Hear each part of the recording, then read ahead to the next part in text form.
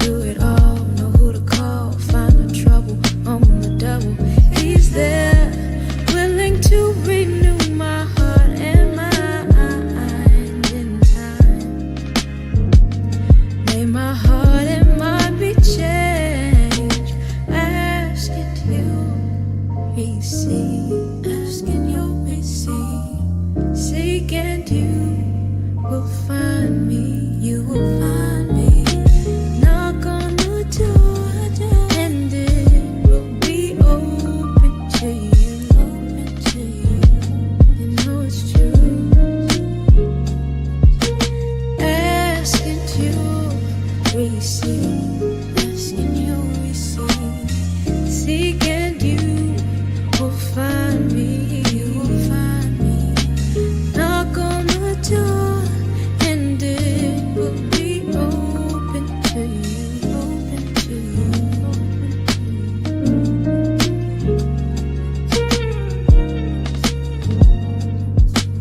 He hears my cry.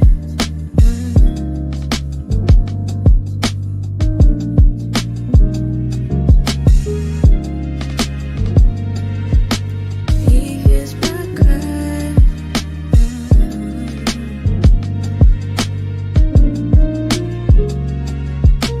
Ask.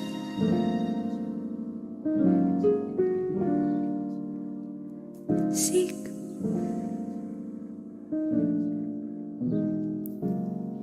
Knock on the door.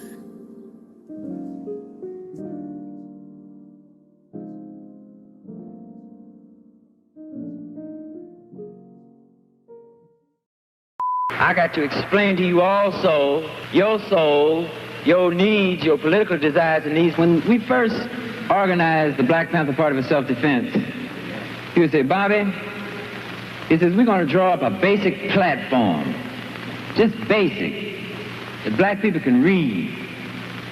He says, we don't want to go real elaborate with all these essays and dissertations and all this stuff, because the brother going to look at that and he can say, man, I ain't got time for that. I got to go see what I can do for myself. He said, just a basic platform that the mothers who struggle hard to raise us, that the fathers who worked hard, that the young brothers in school who come out of school semi-illiterate. You say, we want freedom, we want power to determine the destiny of our black community. Full employment for our people. Number 3, we want housing fit, decent housing fit for shelter of human beings. Number 4, we want all black men to be exempt from military service. Number 5,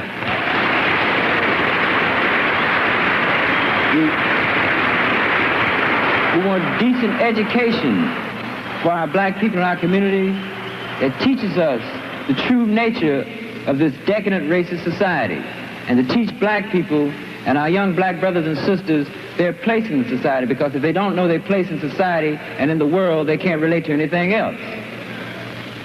Number 6, we want an end to the robbery by the white racist businessmen of black people and black people in their community.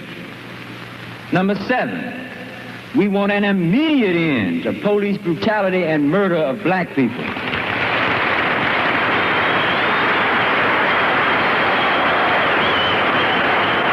Number 8, we want all black men held in county, state, federal jails and prisons to be released because they have not had a fair trial, because they've been tried by all white juries, and that's just like being tried in Germany being a Jew.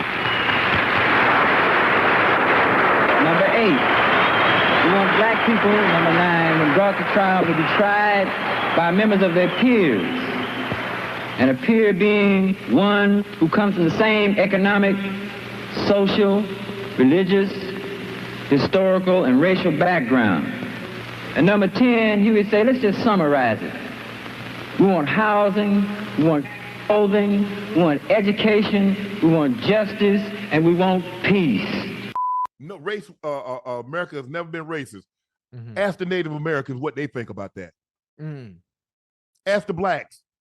Ask about the Japanese in the intermittent camp, what they think about that.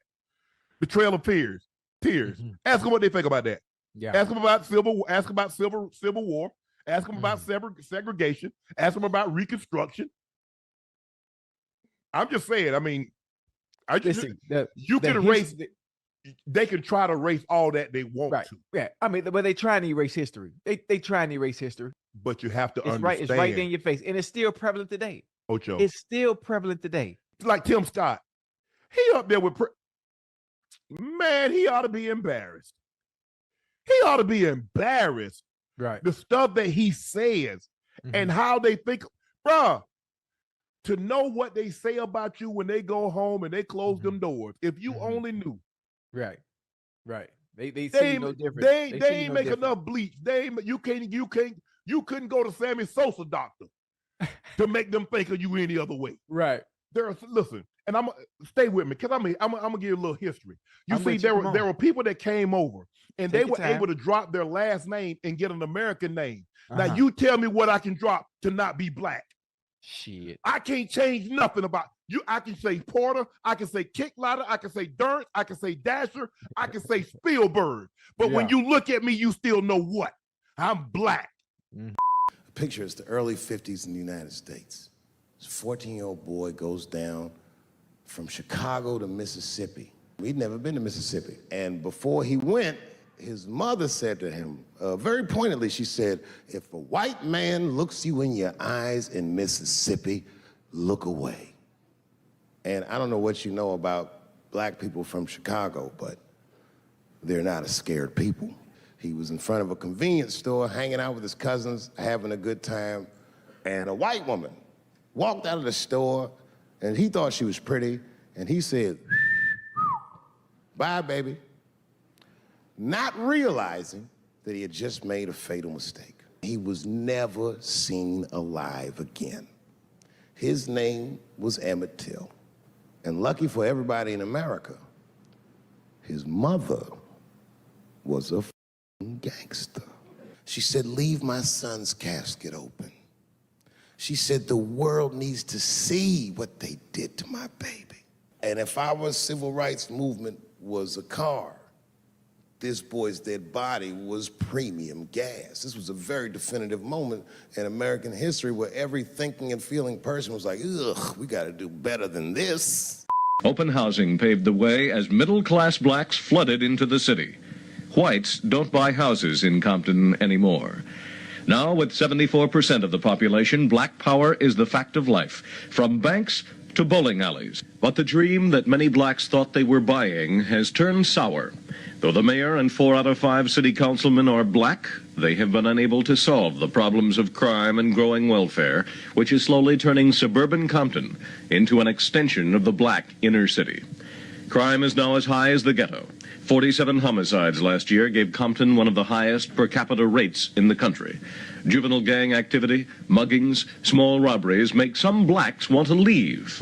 It is ironic for the whites who stayed in Compton, now watching both whites and blacks moving out. Whites is they wanted this city, now they've got it.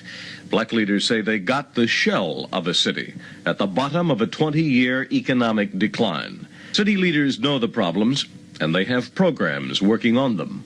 But in 6 years of control, they have learned there are no magic solutions just because blacks are in power. Growing up in West Philly, I was conscious of white flight, and I was insulted by it and baffled by it and angry at it. A little girl named Joan, whom I remember, said to me that I seemed just like a regular white child to her, except for being black. And that was her way of saying, I think you're okay. And she didn't know why I was furious about her saying that. What I remember is an assumption that this was sort of part of white America's desire to get away from black people. We moved from Martin Luther King Drive to 74th and Euclid because my mom wanted us to have access to then what were better schools. As we moved in, white folks moved out because they were afraid of what our families represented. You know, I want to remind white folks that y'all were running from us, you know, because this family, yeah. This family with all the values that you read about. Yeah. you were running from us, and you're still running because we're no different than the immigrant families that are moving in, the families in Pilsen, the families that are coming from other places to try to do better. And so, yeah, I feel a sense of injustice. One by one, they packed their bags and they ran from us. And they left communities in shambles. In an effort to disperse the city's poor, who are mostly black, the new public housing proposals call for construction of duplexes, two-story townhouses, three-story apartment buildings, all to be scattered in the predominantly white areas of Chicago. This lot on Kaminsky Avenue is one of 275 sites identified under federal court order by the Chicago Housing Authority for low-income families. It would have a duplex on a street of single-family homes, and the homeowners are obviously upset. All I got to say is all the do-gooders, all the people are always telling us what to do. They don't practice what they preach. Why don't they go over there and put them by their neighborhoods? Well, it's going to bring down the value of everybody's property. Why do you think that? Because, well, I don't know why. I just, you see those other projects they have and they don't take care of them. If the mayor of this city indicated to his constituency that we must have housing for all of the people, and it will be for the betterment of all of the city of Chicago, at least you wouldn't then have policemen and irate white citizens saying we can throw bricks, we can set fires, we can burn crosses, we can curse, we can be profane. Down a few blocks down there were whites. It was all white down the way. And they left. We move in, they move out. Why can't black families and white families live together? I guess that this stereotype that has gone on and on and on, as much as people want to say things have changed, some things have not changed at all.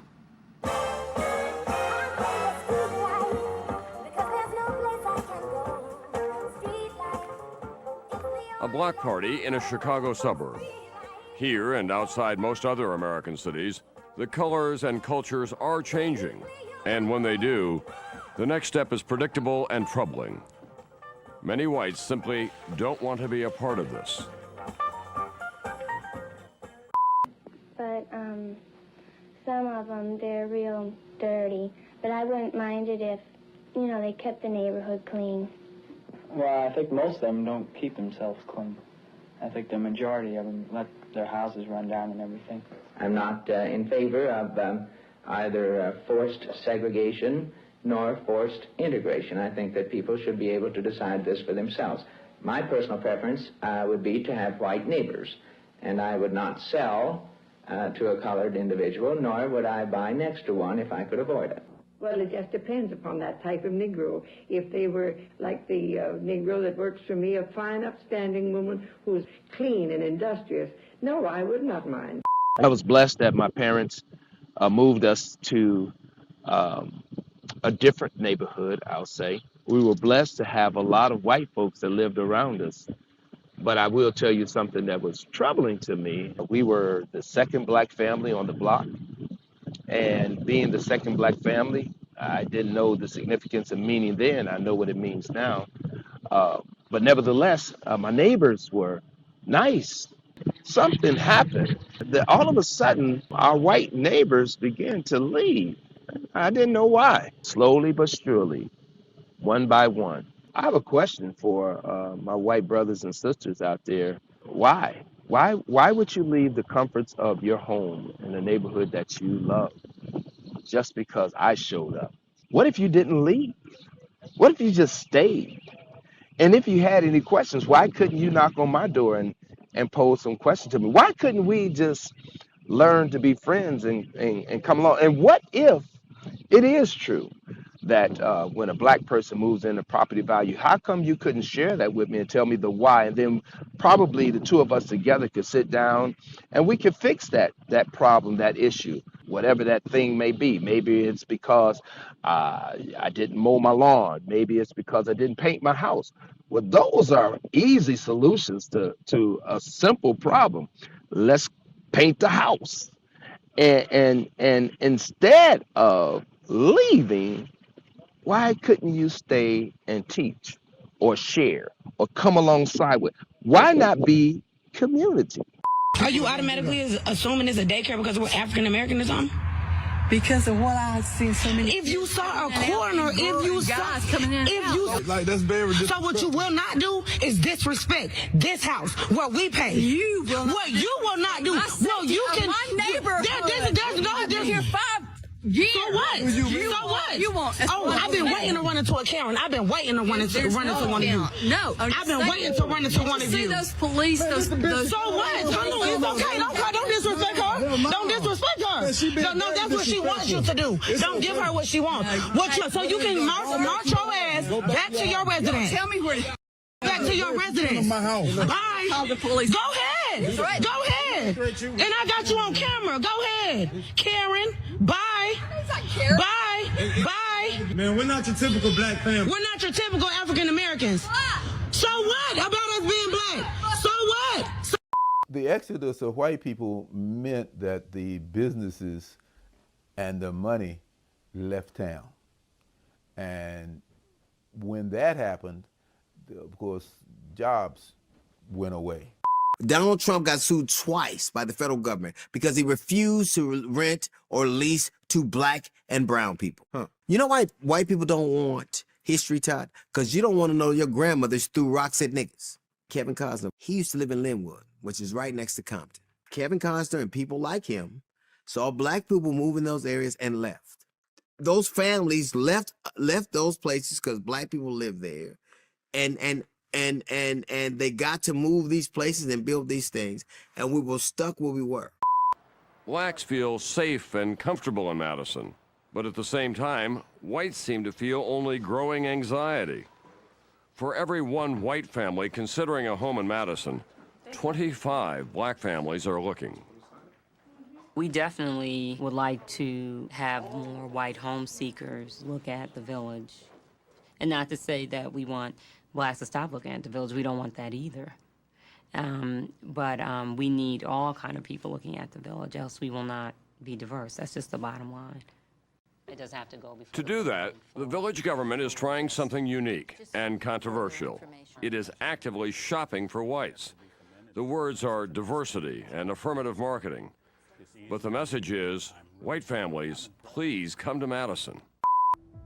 If you're black, it's very easy to wind up loathing yourself, hating yourself, detesting yourself. Because many of the myths, the ideas, the tropes that this country holds dear, the heroes, people it worships, are not merely casually racist, but their racism is foundational to who they are. So we have to construct new ground. We have to construct new ideas. People like Ron DeSantis and Donald Trump, who hail from a political movement that seeks to constrain and constrict freedom when it pertains to people who don't fit into their very narrow idea of what and who this country was built for. I think they have correctly identified literature as the font of imagination. And if you can constrict that, if you can siphon that off, if you can stop people from imagining things that exist beyond, this narrow box, and then on top of that, if you can restrict their ability to make political choices by restricting their ability to vote, then you got them at both ends, right? Because on the one hand, they can't imagine a different world, and even within the restricted world that you created, they might not even be able to exercise choice. The migrants are being allowed into the country, and for two important reasons. Voting is one, and attached to that voting is the replacement of Black America at the ballot box. Joe Biden knew he wasn't going to do anything for black people. So if I'm not going to do anything for black people, they're not going to vote for me. How does the Democratic Party make up for the dwindling black vote? We're going to bring the immigrants in, turn them into citizens, give them the right to vote. Thereby, we reduce our dependency on the black vote on election day. So the immigrants are being allowed to come in to replace us literally, metaphorically, physically, and every other way. They are literally giving these migrants black people's resources, from food stamps to housing to jobs to clothing, you name it. We're literally living a trading places reality where they're sending us to the suburbs and they're taking back the inner cities. And in taking back the inner city, they are sabotaging our ability to get back and forth to work. Many major cities, Washington, D.C. is one of them, they're going to cut off the line. They're considering cutting off the public transportation that takes you to and fro the suburb. So once black people are out there, we'll be trapped with no hospitals, no supermarkets, none of the main institutions that you need. So I need black people to wake up and understand what's going on. I don't want any margaritas. I don't want any tacos. What I want is I want to be considered. Where are you from? How long you been here? Where you can just come shut my fucking street down and don't tell me you're having a party or nothing? This is my home, and I would love. Where you from? This street ain't your home. It is. Where you from? I'm from here. You're not from this street. I live in my great-grandmother's house. You a fucking lie. Where you really from? Now you running. You want to talk to me? Talk to me. Where you from? I'm trying to hang out with you. Where you from? If you come hang out with me. Where you from? Tell me that. You don't want to hang out with me. You don't want to answer to my... I live here. Where were you raised? You weren't raised here. I was raised there. I know you weren't raised here. Be real with me if you really want to hang with me. Where are you from? Arkansas. Okay, thank you. Thank you. Now we can begin a basis of communication. I don't know where it'll go, but I'll calm down now. I would like you to calm But you didn't come like you wanted to be. See? I came. I walked. You came on a false premise. You're from here. I had to break you down from that. But you're really from Arkansas. I walked all the way over here. Why weren't we notified you were going to shut our street down? The government is intentionally turning ghettos into slums so that white developers can come in and buy these neighborhoods for pennies on a dollar. They're letting them get ran down. They want the crime to be rapid because wherever there's violence and poverty, the property value is really, really cheap. So they deliberately do not invest in black communities so white people can get them for pennies on a dollar and turn them into $1 million private gated communities. There was a young white guy in his early 20s who lost a job after moving to New York and walking around the neighborhood and making fun of the bodegas, not realizing that he was in a food desert. He was making a video complaining that there were no grocery stores. And every time he Googled a grocery store, Google sent him to a bodega. And he was just completely unaware that where you've chosen to live for so long has marginalized the community. Okay, so I just moved to New York and I'm trying to go grocery shopping, and so I type in like grocery stores on my Apple Maps, and like every one I go to, like I'm walking to, like they're like this or like this. Like, bro, that's not a grocery store. Like I'm trying to get like eggs, yogurt, like cheese, like like that, right? Like where are the Krogers and like the Whole Foods at? I don't think that guy should deserve to get fired, right? I think he deserved to get educated. I think housing as a right is the bigger conversation. Everybody should have fair access to housing. Understanding that gentrification is a social justice problem means that we should be thinking more critically about strategies, about progressive policies that implement some form of rent control. We can think about policies that implement some form of progressive land tax, such that the incremental tax is used to support the most vulnerable renters. We can also think about restricting predatory investment schemes, and lastly, think about restricting these speculatory kind of investment funds that attract accredited investors to invest in these high-growth neighborhoods. Gentrification is fundamentally about social justice, and social justice is a value. We want to create scholar warriors, brothers who have the intelligence of the black bourgeoisie, but the commitment to the grassroots community, because we don't want any of our graduates to be members of the Negro aristocracy, those elitist blacks who parrot the behavior of white people while looking down on their own. We are anti-bourgeoisie.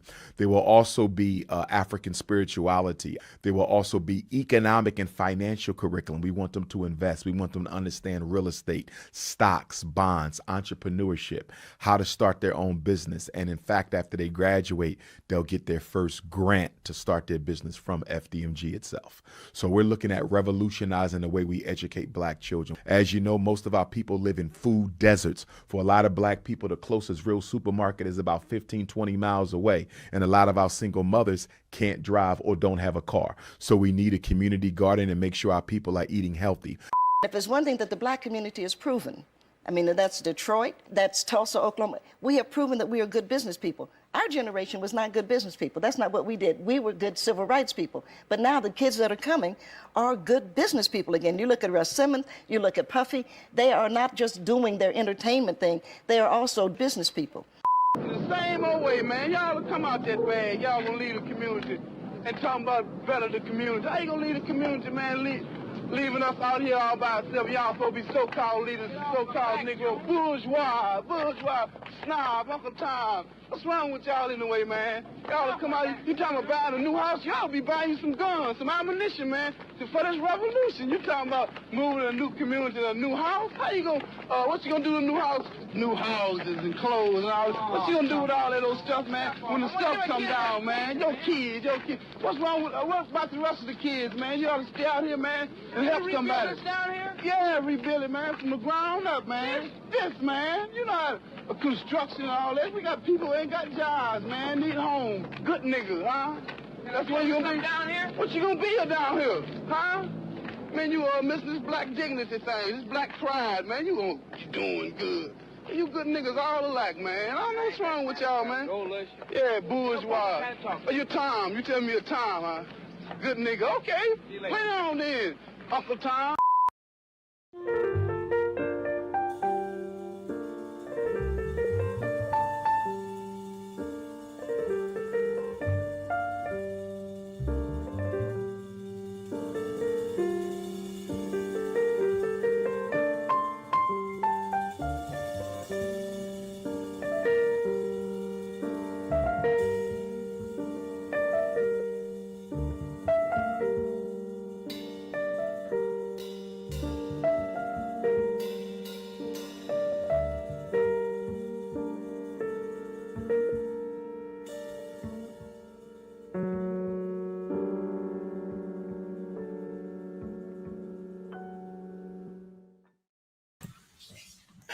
What's up, everybody? Thank you for watching another episode of Cutting Through the Culture.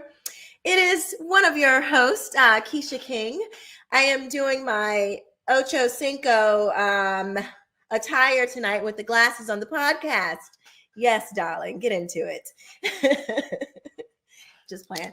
But this montage probably has to be one of the most outwardly communist hearing black people like just be communist. Like I'm like sitting here like, oh my gosh. I mean, just the language. Just with Umar, one of the last clips, the we gotta revolutionize this and the bourgeoisie. I mean, I'm like, oh my gosh, these people are legit communists. And earlier I was looking at a clip from Eric Mann. I don't know if you guys know who he is, but he is the man that trained the BLM ladies, Patrice Cullors. I know for a fact he trained her. She's very vocal about that. And on this clip, I saw them like sitting together and talking, and everything that he says, we just heard in this clip. And what I think I know what we're going to continue to do is help show you guys, help sound the alarm that these people are communist. That is what they are. They have completely and totally drank the Kool-Aid. So it seems to me, you know, as we talk about the Black struggle to pick a struggle, you know, because in this montage, everybody was complaining about something, you know, from where to live, the immigrants, you know, Michelle Obama, we moving in, and then the white folks move out. Well, I thought you didn't like white folks. So what is it, Michelle, and all the rest of the Black folks? Do you want to be around white people, or do you not want to be around white people? Why would you want to be around all these racist white people anyway? Why would you be moving in there anyway? Like, just stay where you at, right? That's what makes sense to me. I just want to clear something up for Mr. What's the comedian, the unfunny one? I mean, he calls himself a comedian, but he's not really funny. D.L. Hughley. He's like, Donald Trump was sued by the government twice for not renting to Black folks. For the record, if you ever go and look that case up, there was a apartment manager who was hired specifically to try to make Donald Trump seem racist. Shocker. This was a whole setup. It was one person that did not get approved for an application. And that was the basis of this entire lawsuit. He went back and sued the government for false accusations. So I think we should look into that. So this idea that, you know, he was sued by the government, the case went nowhere, and he turned around and sued the United States government. What are my other notes? This is going to be a really, really good show. I have a lot more to say. I'll save that for later. I'm going to go to our resident intellectual on this one first, because I know for a fact that he is over there burning, ready to pop off on these crazy communists. So let's say what's up to Mr. Chuck Littleton. Hey, Chuck. Listen, man. I had to literally, and I think I'm joking, man. I had to go grab my Bible and just hold it in my hand and ask God to grant me the strength to keep my composure tonight, because I do not want to run the risk of losing my salvation, because I am really trying my darndest to be a better person every day. But these people, the more as Michael and the Godfather 3, as soon as I think I'm out, they pull me right back in. Lord, please have mercy on me. That may have been the most maddening montage I have ever seen. There was so much in it that was just flat out wrong, flat out egregious. I mean, there is no value inherent in the land. Ladies and gentlemen, I like how they started off talking about how Compton began as this wonderful, plush, middle-class suburb. And of course, you know, we saw the part where, you know, they showed that famous scene from the film Boys in the Hood. And of course, we all know that, you know, South Central Los Angeles, Compton, Watts, etc., these places, I mean, these were films that exposed, you know, Compton, California to the whole world. You know, Compton, of course, is today one of the most notoriously violent, dangerous neighborhoods in all of the country. But it once started off as this, you know, wonderful, a prosperous suburb with all of this upside. And as soon as the blacks move in, it turns into a hellscape. Oh, and by the way, I'm sorry. Let me apologize, because there was a lot of Umar Johnson in that clip. I don't even know if, you know, let me apologize, because I don't know if you all know this, but just recently, Dr. Umar Johnson just revealed about a week or so ago that he may, in fact, be the second coming of the Messiah. I don't know if you all heard of. No, matter of fact, not the second coming, but the first coming, the initial coming forth of the so-called Black Messiah is what he claims. I don't know if you all are familiar with that. He talks about just recently, he revealed a story that when he was about 9 years old, he and his family believed that they saw an unidentified flying object outside of his window, and he was promptly told to go to bed. And then soon thereafter, he claims that a small 3-foot-high yellowish glowing being showed up in his bedroom that had no facial features. He claimed that this being punched him in the face And to this day, he doesn't quite know exactly what transpired that mysterious night when he was 9 years old. He says maybe it was an ancestor. He poses this question to his viewers on his live stream that you all, do the ancestors travel by UFO? I'm not sure. Or maybe this was, you know, I don't know, some sort of angelic being, because he says the being did not feel, there was no evil energy. It wasn't an evil spirit, so he claims.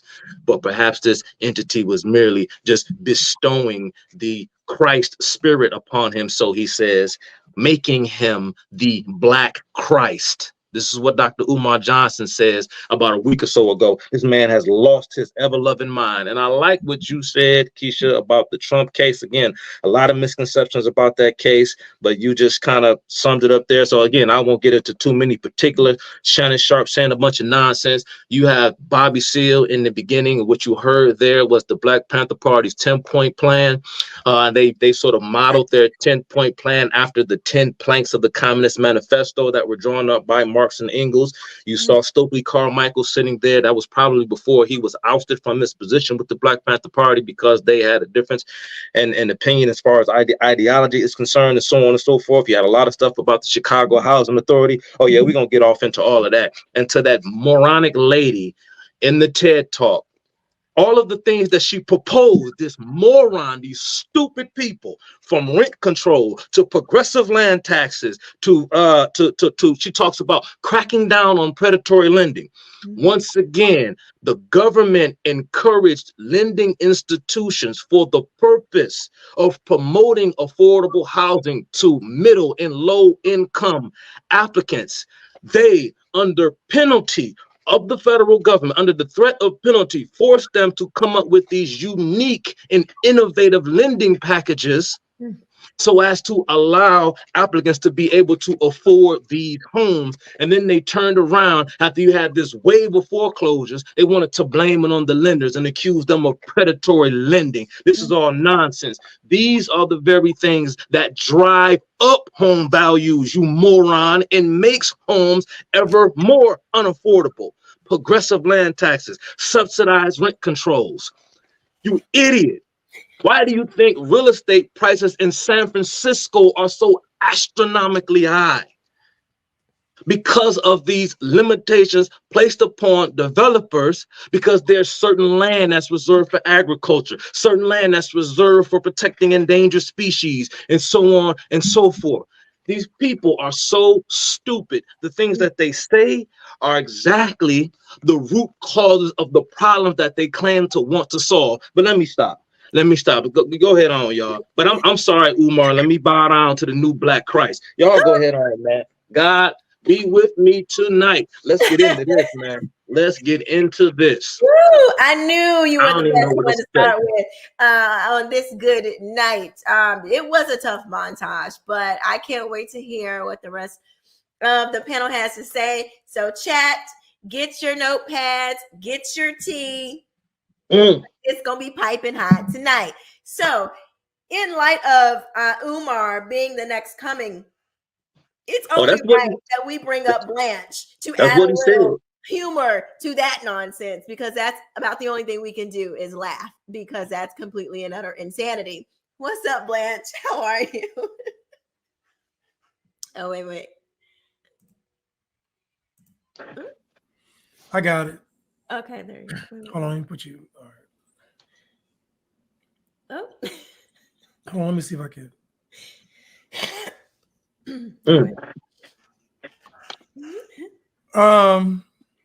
Listen, I've said this before. The Black Messiah would be someone like Umar.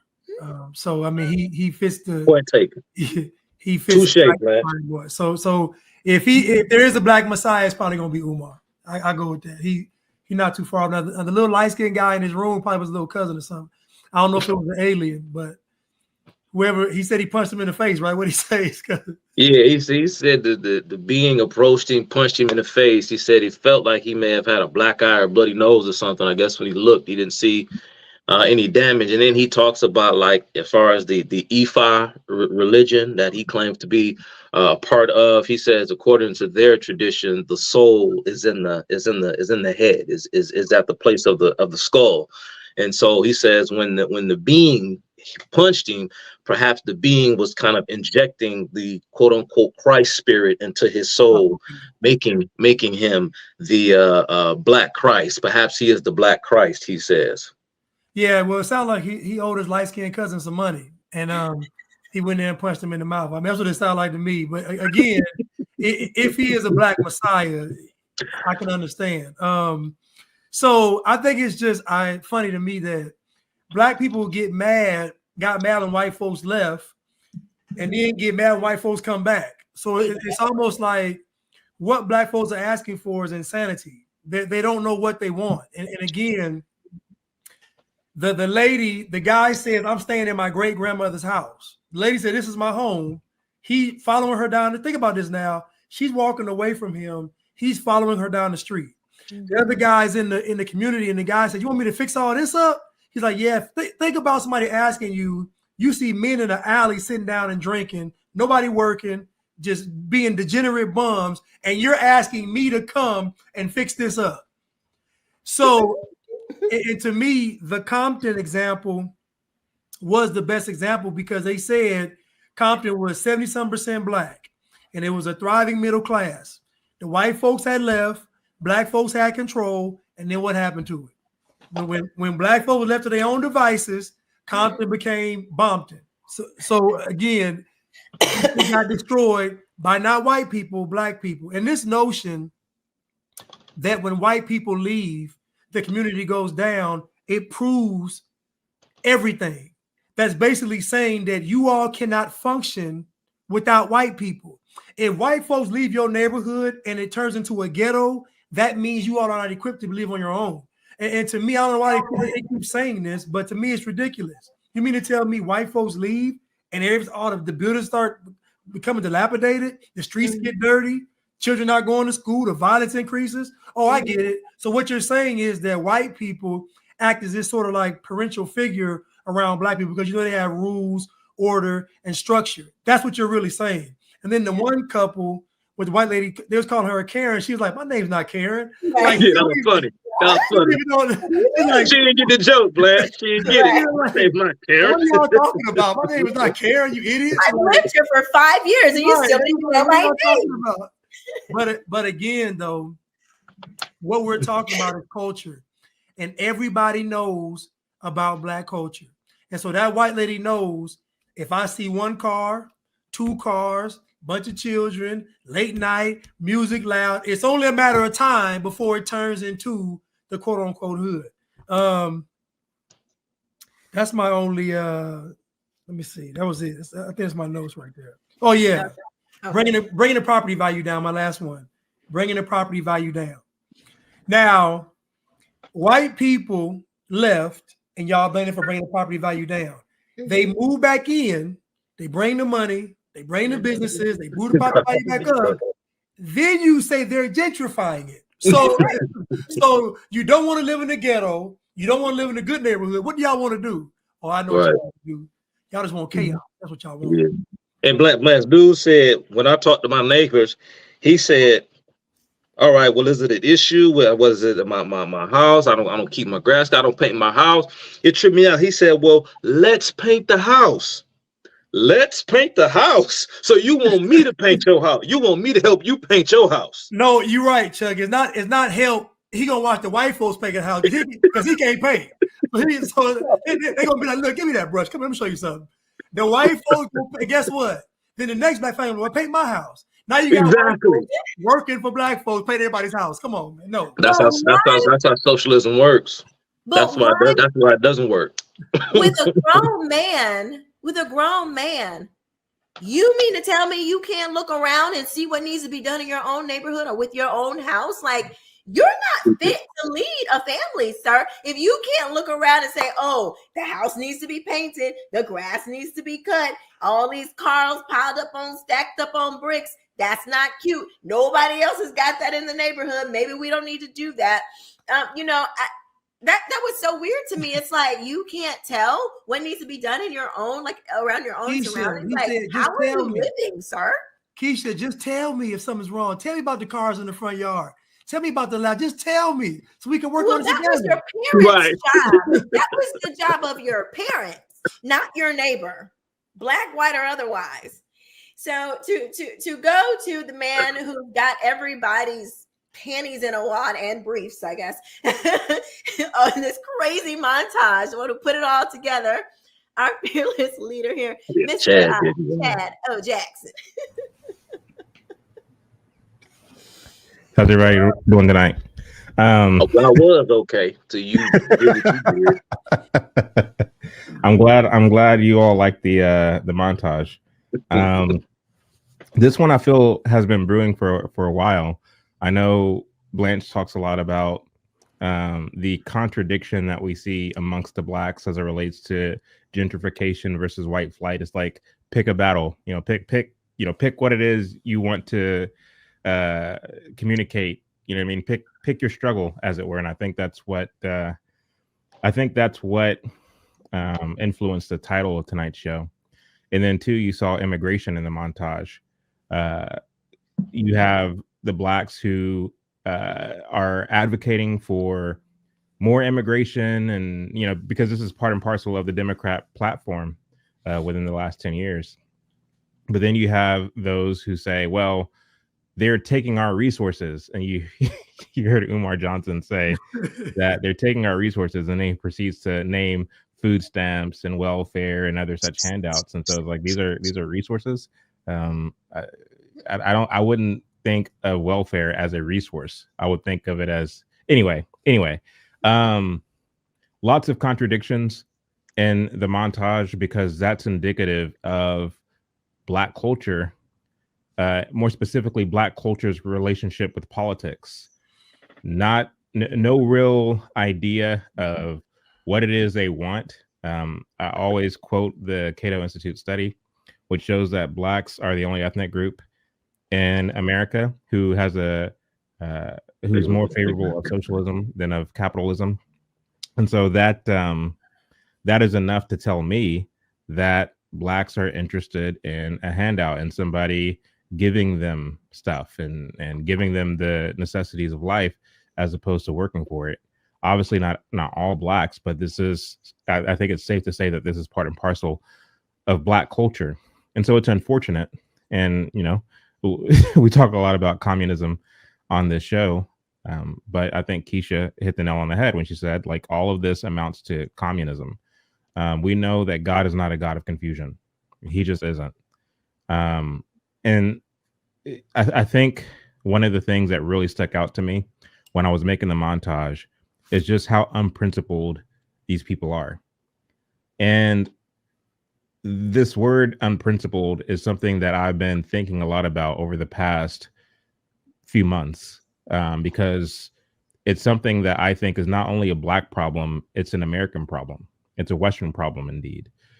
Namely that when you look at the political parties that people affiliate with, be they Republican or Democrat, even those who call themselves Christians, many of them, they're not principled in their beliefs. They don't know what they believe. I don't mind a person being a Democrat, but can you articulate what that means? Can you articulate what your political philosophy is? If you're a Republican, can you articulate what your political philosophy is? If you're a Christian, can you articulate your faith? Can you? When it comes to Black culture, what is that? Can you articulate what that is? If you lead with your Blackness, if you claim that you're pro-Black, what is that what does that mean exactly? The fact is, when you look at the very last clip in the montage and you see the guy with the Black Power shirt, the militant, who's following the Black businessman, and he's calling him an Uncle Tom and bourgeois and all the other things, making him feel bad for quote unquote leaving the community.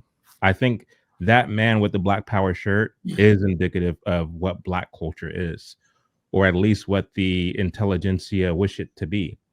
A group of militants who are using their skin color, using their political clout to destroy Western civilization. That's exactly the purpose of Black culture. That is the purpose of Black culture. This idea of Black culture is a new phenomenon. It's a very new phenomenon that was birthed out of the civil rights movement. I think we stress this point all the time, so there's no need to continue to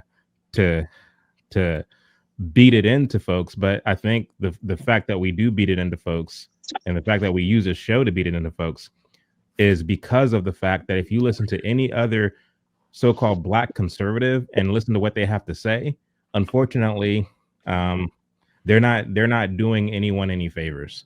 The four of us, we did an impromptu live on Friday night where we looked at a podcast interview between Tudor Dixon and Pastor Darrell Scott.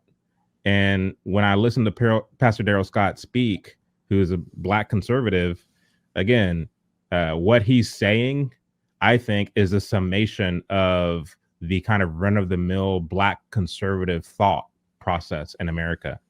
And so the four of us on this panel, I think we're kind of oddballs just in terms of what we think and how we think. It's not your run-of-the-mill typical Black conservatism. It's not your run-of-the-mill typical Republicanism even. And so I think I'm grateful to be on this show with these three individuals, because what we tend to do is to get beneath the surface and really hash these things out in an adult way, so that way there is true understanding that come of it. Because at the end of the day, all of this amounts to spiritual warfare. That's what it all amounts to. And so with that, I mean, I'm not going to get as crunk as my good friend Chuck Littleton. I mean, the thing is, and I'm not besmirching him for that. I mean, we all have our different character traits, and God has gifted him and equipped him in a way that is different than the way that I've been gifted and equipped. But both are needed. Equipped. But both are needed. And so anyway, I'm looking forward to getting into this show. There's a lot to cover, but I'm here for the ride. So awesome. Okay, so here's my first question for you, Black folks. Okay, so when we look around about the internets and we see people talking about, you know, Black this, Black that, one of the very first things that are the struggles, rather, one of the very first things that you'll hear people say is, but every other race group has went to the government and begged them for stuff. Why can't we? What do you guys have to say about that? And anybody, y'all, whoever wants to go first, go for it. Well, first of all, let me just say, like what Chad said when he talked about the, you know, this new Black identity is a relatively new phenomenon. And, you know, perhaps, you know, it really came to a head, you know, in the 1960s, you know, when a lot of these, you know, people were sort of coming of age. But the schemes and in the plans to create this this racial consciousness amongst the Blacks goes all the way back to the 1920s. Again, I'm not trying to. No. Let me clarify that real quick, because you're absolutely right, Chuck, and I don't mean to cut you off. You're absolutely right. It is, however, my understanding, and you can correct me if I'm wrong, that this existed as early as the 1920s, if not before. Right. It existed certainly in Harlem. The difference, however, is that it was a kind of minority view that picked up steam and came to a head, as you put it, in the 1960s. So it's new insofar that it became popular in the 60s. But Chuck is absolutely right. It's been around for much longer than the 60s. Just to clarify. Yeah, that's pretty much what I was going to say. Chad is right. You know, it took a minute. And, you know, you had a lot of bad actors, you know, many of whom were not even American citizens. Again, this was on the heels of the 1917 Russian Revolution. And you had this idea amongst the anarchists, communists during that period that, of course, the Blacks could be used as fodder for this coming revolution. It was part of their plan, part of their schema. Explicitly, they said as much. Especially, this is why I honed in on the year 1920, because that was, of course, the year of the Second Congress of the Communist International, where they actually had a group, a panel they called the Commission on the National and Colonial Question.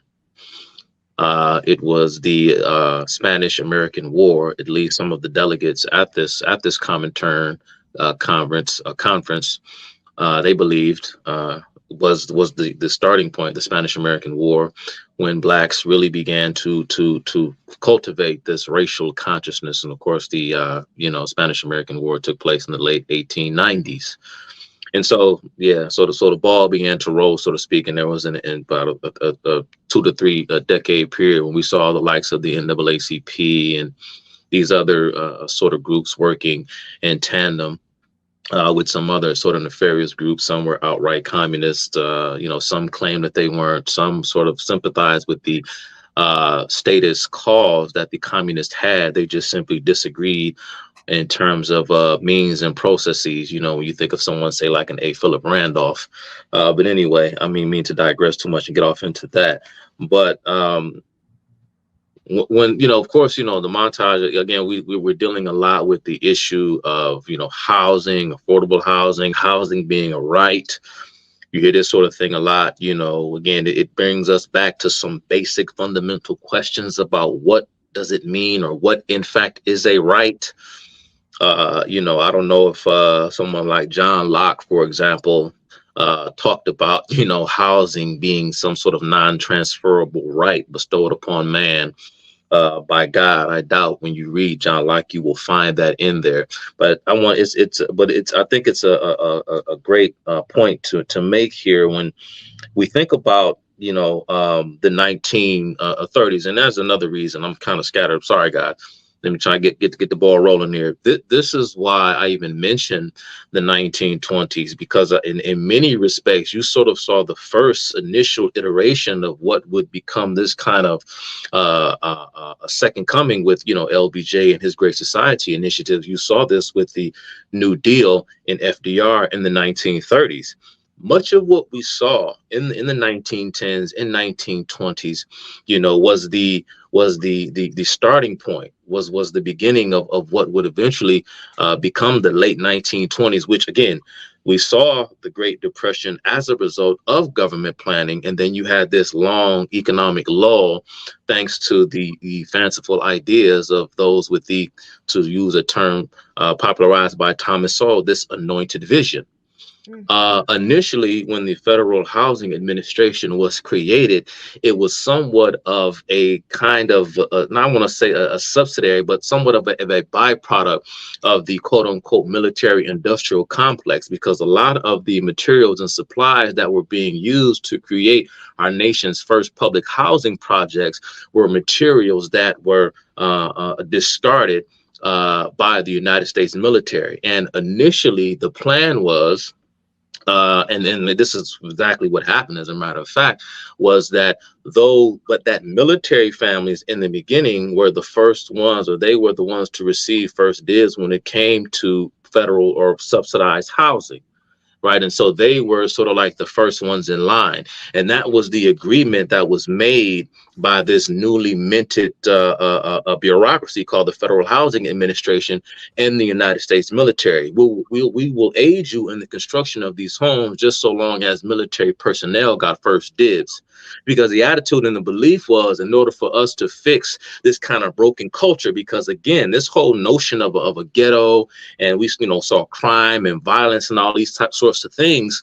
Of course, this wasn't just explicitly or uniquely a black thing. You had other neighborhoods that were, let's say, for example, that were primarily Italian, that were rife with violence. When you think of this project is no longer standing. I think they tore it down just a couple of years ago. But when you think about the infamous Cabrini Green projects in Chicago, right? Of course, the Cabrini projects was named after a famous I forgot what her name is. I'm having a brain freeze right now, but it was named after an Italian saint, a woman, a nun of some sort. Again, forget her name, but anyway, the projects were named after her because the point was to create federal subsidized housing in order to alleviate the pathologies that were present in these slums. There was a neighborhood in Chicago that was predominantly Italian that they referred to as Little Hell. That's how violent it was. And the whole purpose of the projects was to create adequate living quarters so that these people wouldn't have to live in slums.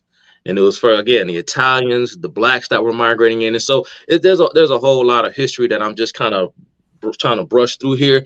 But my point in saying all of this is that in the beginning, the federal government was only allowing those who met a certain criteria to be, to be given lodging and housing. For example, you had to be married, right? If you had children, the federal government would even go so far as to investigate your children's behavior, meaning how they behaved in school, what type of grades did they have, and so on and so forth. And so what the federal government was doing initially was doing the exact same thing that, though maybe they did a little differently, but they were doing similar things to what those in the private sector would already be doing, whilst claiming that it was the private sector that was failing the market. The market was failing those in need of adequate housing, but the federal government was being selective in the same way in which the private market was being in terms of who they allowed residency in their properties. As a result, many of the people that they allowed in were peoples that were already coming in with a value set that was already prerequisite for upward mobility. So what they then did was they began to take the credit for these new economic and social gains of the people that they had, quote unquote, helped out. So what they then did was those who were, and this is why when you watch and you listen to people give their personal testimonies, or when you read them, many of them are probably no longer with us, but when they first began to build public housing projects in the 30s and 40s, people talked about how wonderful it was, how these were magnificent places to live. Everyone got along. The races were intermingling because these public housing projects weren't just comprised of blacks. That were, like I say, blacks, Italians, Jews, Irish. They were all sort of living together. And then once the families in these homes began to make a certain amount of money and so on and so forth, the federal government kicked them out. They forced them out back into the private sector because their point of view was, we helped them get this. And so it is, I guess, it is their duty, so to speak, to allow the next person in line to benefit from the same kind of help that we gave them. And then what the federal government did inevitably was they began to lower their standards in terms of who they allowed to reside in their public housing projects.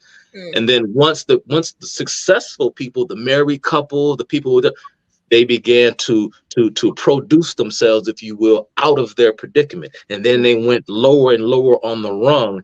And as you can imagine, what began to take place in these areas. And a huge part of the reason why these places just became completely ran down is because they became, of course, dens of crime and whatnot, because there were so many children running around uncivilized, because by the 1950s, 1960s, in public housing projects like Cabrini Green, the kids under the age of 18 outnumbered the adults 2-to-1. And so, anyway, let me stop there. I've been going too long, but I think you all kind of get a little bit where I'm going here. The people who were reliant upon federal assistance were those, you can argue, had already had what it took to become successful, but the federal government stepped in and simply wouldn't allow the market to work on its own devices. It wasn't the federal government. In fact, it was the people themselves who were hell-bent on doing better. I mean, at the end of the day, it's still government. I mean, we can have this conversation. It's still government kind of overreaching, because essentially what happened, like what we have today is, and now we got all these people like trying to beg the government. But well, let me ask this question though, just to play devil's advocate for a minute. Yeah. So Chuck, what do you think of Article 1, Section 8, Clause 1 of the Constitution? Which what is it? Oh, go ahead. Congress shall have to lay and collect taxes, duties, imposts, and excises to pay the debts and provide for the common defense and general welfare of the United States. Well, what is your view on that? Because I think that when it comes to this whole concept of the government kind of foisting itself into matters that should be left to the private sector, because we all have a basic function of survival. And when it comes to providing for our needs, the fact is, traditionally, we're supposed to utilize our own skills and talents and this, that, and the third in order to provide for our own, to take care of ourselves. So one would think, I guess the conservative view would be that, like, you know, you go for it yourself, you take care of yourself. However, the do-gooders, the leftists, as it were, would point to that clause and say, well, look, the government is supposed to provide for the general welfare of the United States. So constitutionally, we're in the right to for the government to take up this cause. What would be your argument? I guess your rebuttal against that. It's kind of like what we talked about last time. I think I don't know. We spoke about FDR. I forgot what the context of the conversation was, but you know, you brought up the general welfare clause, and yes, you know, absolutely. You know, I don't think what you just read there pertains to the issue of public housing at all. You know, I mean, when you said forgot exactly how that article that clause is worded. But no, that's not what they're talking about, you know, at all. It seems to me like that clause, you know, strictly pertains to matters of national security and national defense. But you know, like we talked about before, you know, what gives you the right to say that? Because if it can be argued that the founders intentionally left it ambiguous, or they intentionally didn't elaborate what they mean by welfare, on the one hand, and if one can go back to the dictionary definition of what welfare would have meant in that time and place when that clause was written, how then can you come back in the 21st century and say, well, that's not what that means? Well, like, what gives you the right to say that? Well, I don't think that the terminology of, you know, the general welfare terminology, I don't think it is ambiguous. You know what I mean? You know, I think that you know, those with a more progressive, as they would call it, interpretation, right, of the Constitution would take that approach. Of course, you know, considering the fact that they believe that the Constitution is simply a guide, and not so much you know, something that can be I guess, you know, properly interpreted in the present, or it isn't a document that can be applied, you know, to the present, you know, strict to the word. I think that the meaning of general welfare is quite clear, you know, and I don't think that it has anything at all to do with this. I think it was a contrived panic or social justice issue of its time, which was this issue of housing availability or lack thereof, particularly, you know, given, you know, with the changing demographics, you know, as a result, you know, of the war and these you know, newly derived demands that were newly arrived labor demands placed upon the population. And then, again, you just saw a lot of shifts in demographics, and it maybe would have taken a bit for, you know, the citizens to sort of sort themselves out. But as far as the general welfare, going back to your question, I don't think it is as ambiguous as they would have us believe. I mean, what do you think? No, I agree with you. I was just curious as to what your argument is against that, because I mean, that's generally what I hear from those who do try to argue or try to justify, rather, their progressive policies with the Constitution. They will point to that clause and say, see, the founding fathers, who, in keeping with their view that this is just the Constitution is just a kind of pretext for a more better union. And so the idea of how to make the union better is determined by future generations to come. And so they see what they're doing, the progressives, they see what they are doing as making for a more perfect union. And they again point to that clause to say, look, see, we have the right to provide for the general welfare. And so if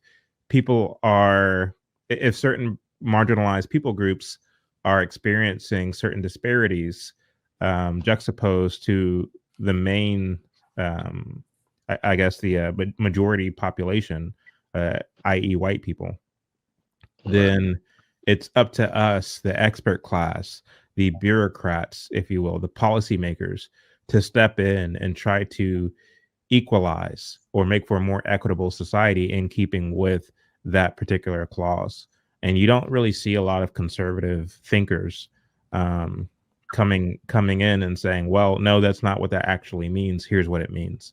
You don't really see a lot of whether it be legal scholars or policymakers or anyone for that matter, conservative pundits, who are giving a well-rounded, articulate explanation as to how, no, what you're doing is actually a bastardization of that clause of the Constitution. It is basically political ideology, your ideologue kind of run amok at this point.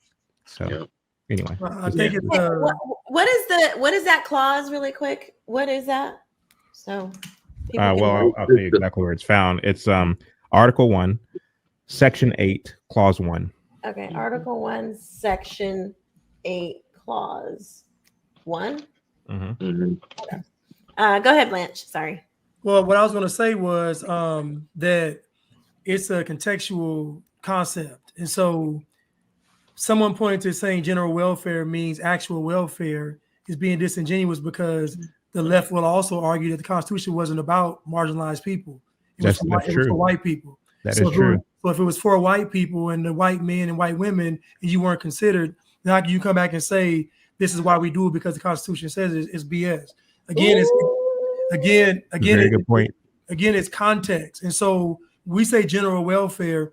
General welfare isn't me putting food on your table, me paying for your bills. That's not general welfare. That's your responsibility.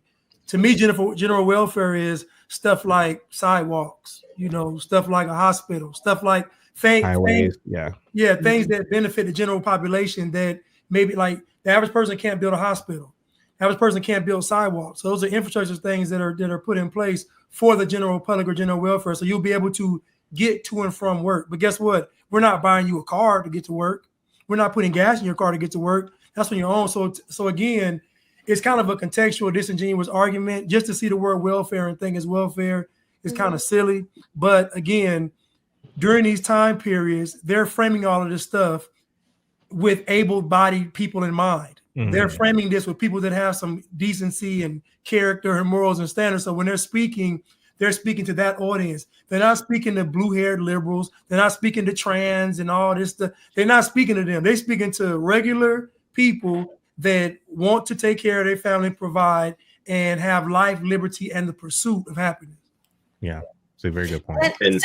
So even to Blanche's point, that's a really, really great point, Blanche. The concept of welfare today, I don't even think that was a term like that wouldn't have even been in their thinking back then, if I'm not mistaken. No, that's a question. I don't know, because I know other governments and other nations may have, they may have been using sort of that sort of terminology, but I don't think that would have been like the American way. Like when they were thinking welfare, they weren't thinking like, oh, let the government give you something. It probably would have been quite the opposite, considering everything that they were coming from and what they were trying to build.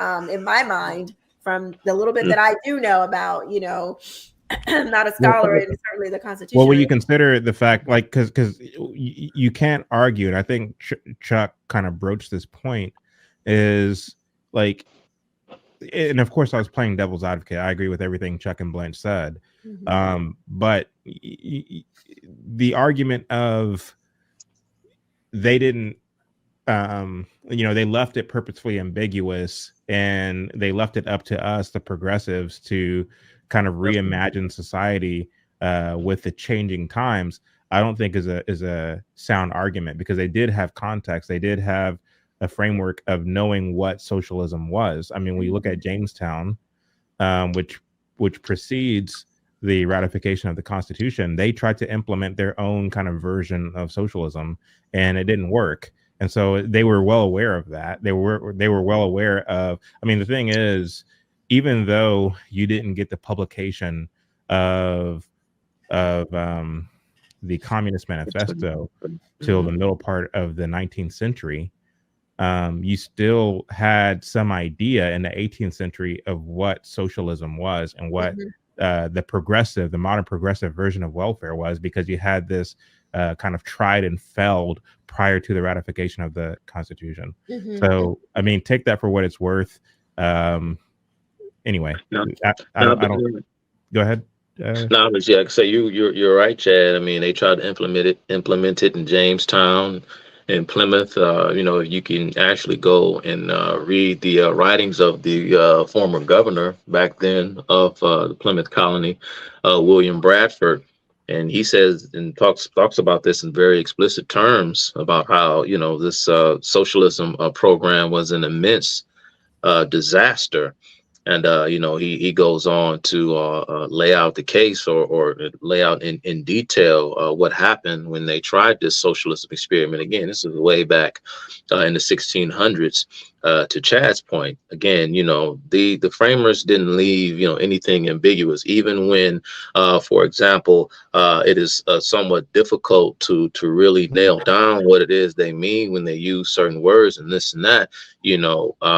True, I guess, scholars or experts and those who, intend to really get to the bottom of what is meant by, these, various, clauses and things of that nature, even go back to, the legal and political conventions that pretty much gave birth to ours, because a lot of our framers and founders were relying upon the tradition of English law, English common law, and everything that flowed downstream from the Magna Carta, the Treaty of Westphalia, all these various documents. And so they were really, really drawing upon things that they had, many of things that they had inherited, from the English and from the Dutch. And so there's a lot here, so again, they knew exactly what they meant when they used the sorts of terms that they use. This was merely just a progressive assault, if you will, on the Constitution, so as to reimagine it, for the purpose, of course, of creating this better society. And again, the saint, I just so happened to pull up her name. It was Francisca Cabrini. Anyway, and in Chicago, it's just this interesting kind of bit of I don't know necessarily what to call it, but maybe irony, tragedy, not sure, but a key moment in the life of FDR, again, who really, really kind of got the ball rolling on all of this stuff. I think this occurred in Florida, maybe Jacksonville, your hometown, Kesha, I'm not sure, it may have been Orlando, but yeah, there was an actual an assassination attempt on FDR's life by a radical progressive back then. The assassination attempt failed. The would-be assassin did, fire off a few shots, and they had inadvertently killed the mayor of Chicago, a man by the name of Anton Cermak. He was, in fact, I believe, the first Democrat elected to be mayor of Chicago. And whilst visiting FDR to, I guess, to discuss matters dealing with some of the things that we're talking about, there was an attempt made on FDR's life, and the mayor of Chicago was actually killed in this botched assassination attempt. And this was one of the key moments, some FDR experts suggest that really worked, I guess, in the way of radicalizing or quite frankly, scaring FDR. Because and again, he probably was of this mindset long before, but this is what really, really made him think that he had to step into action, because someone was so passionate about some of these issues, as far as further socializing the country, that they were willing to attempt to assassinate him. And so I guess to kind of hedge his bets or protect himself, he really dove face first into this socialist agenda after he almost lost his life. Blacks feel safe and comfortable in Madison, but at the same time, whites seem to feel only growing anxiety. For every one white family considering a home in Madison, 25 black families are looking. We definitely would like to have more white home seekers look at the village. And not to say that we want blacks to stop looking at the village. We don't want that either. But we need all kind of people looking at the village, else we will not be diverse. That's just the bottom line. It does have to go before. To do that, the village government is trying something unique and controversial. It is actively shopping for whites. The words are diversity and affirmative marketing. But the message is, white families, please come to Madison. Good God. That sounds so pathetic. Like, that sounds so bad. Like, so basically, if I understand this correctly, thank you, daughter. Okay, y'all, I am not feeling well. Like, I'm feeling not so great. And Victoria behind the scenes over here has been like, she made me tea. I didn't mean to, I try not to say her name, but anyway, my daughter, she made me tea. She just brought me some ibuprofen, trying to stay in the game. But anyway, so she's looking at me like, ask me one more thing, Mom. One more thing. She texted me, said I needed a maid. Anyway, maybe I should get me a good old white person. Yeah, no, just let one of the immigrants stay in your house. That is so. Oh, we'll get to that. But that is so crazy. So this town, this suburb, I guess, has too many black people that aren't bringing in enough income, basically. Yep. And so they need the white folks to come in to bring in some more money to make it more appealing. But at the same time, white folks, so you want these white people who you've been calling racist and, you know, oppressors and all this kind of stuff, you want them to come into your neighborhood to live amongst the blacks. It's not make it make sense. Like, how do you say all these things, these evil things about a group of people, then need them to come and live in and be productive in your neighborhood? Well, it's indicative, or not indicative, it's reminiscent of the same thing that we see happening in South Africa. Namely, the fact that you had a lot of these blacks who were running farmers off their farms, and they did so in the name of revolution. They did so in the name of change for change's sake. And when they successfully ran a great deal of these people off their farms and found that they don't have the wherewithal or the knowledge to run the farms themselves, they practically begged these white farmers to come back and retake over their land, so they can have these farms up and going again. The same is true of this hard push throughout the latter part of the 20th century to integrate blacks into predominantly white neighborhoods. And they did so with such force.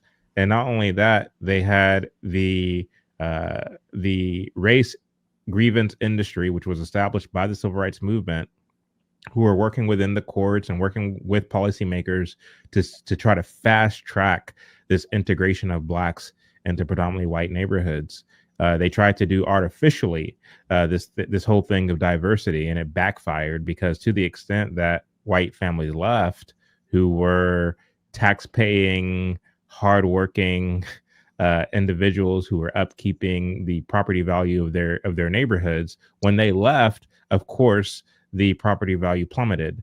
And not only that, but the businesses went out the window, and this, that, and the third. And so it's like, whenever you don't have the same kind of luxuries that you thought that you would have by moving into these white neighborhoods, of course, the next step is to beg these white people to come back, because we moved too hastily.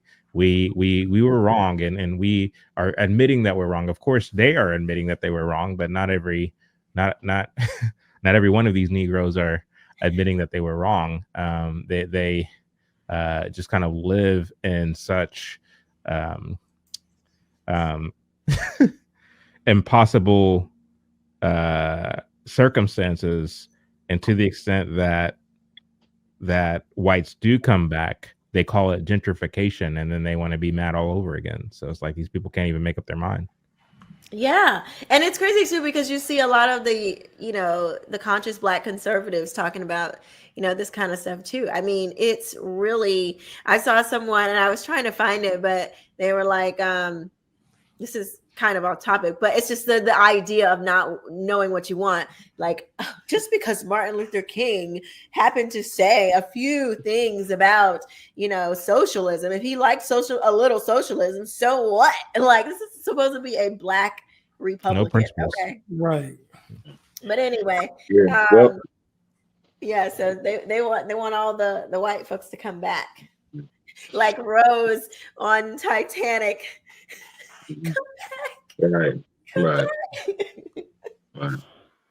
Well, again, like they were saying, this is the government's, this is their goal, their grand scheme. They want to promote, all of this diversity and blacks and whites and everyone commingling and living amongst each other. But when people don't want to do that, then and so be it. And again, to the extent that it's going to happen, it needs to happen organically. But these social engineers and social architects see it as their responsibility, because this is their ideal vision of a perfect society, this kind of blended racial thing. And again, for the most part, prior to the expansion of the West, you really didn't see these sorts of ideas. And then that's what's so ironic about it. These ideas about, every man being created equal and every man being created with certain unalienable rights. These kinds of things, these sorts of ideas are fairly new, to the human experience. Prior to, societies were defined by blood and soil, and this is true of whites, Africans, Native Americans, Asians, Middle Easterners, and so on and so forth. Societies were defined by genealogy and heredity. That's just the way it was. So they wanted to sort of mix us, like they were talking about, in the montage. And this was another, like I said, a key thing. And this is why I bring this up. We talk about, public housing, how, blacks are sort of confined to these areas. Again, the people that actually live there make these places what they are. The market determines what these properties, are worth, by and large. I mean, of course, kind of at this moment, not really considering, federal meddling and things of that nature, kind of artificially setting prices that cause disruptions in these sort of natural market processes. But, people have a right and people are free to move wherever they want to move. The problem is that blacks have very low social capital for reasons that we talk about on this show endlessly. And so there were attempts, to build, subsidized housing in predominantly white areas, not just, in Chicago and every other urban city where you've seen where we saw these massive project buildings and so on. And it just, it just didn't work out that way. And again, as you can see, and this is the point that I was trying to make earlier, I don't know if I quite landed the plane well, but, these politicians, of course, they seek, re-election. And they, again, I know I'm preaching to the choir here, but, saying they want to foster this sense of dependency amongst people who, of course, they know, are willing to continuously give them power by putting them in office in exchange for more government handouts. And then this is how this kind of welfare phenomenon sort of grows, which gives birth to this welfareism, which is a kind of welfare culture. In Chicago, another, like I said, I mentioned Cabrini Green.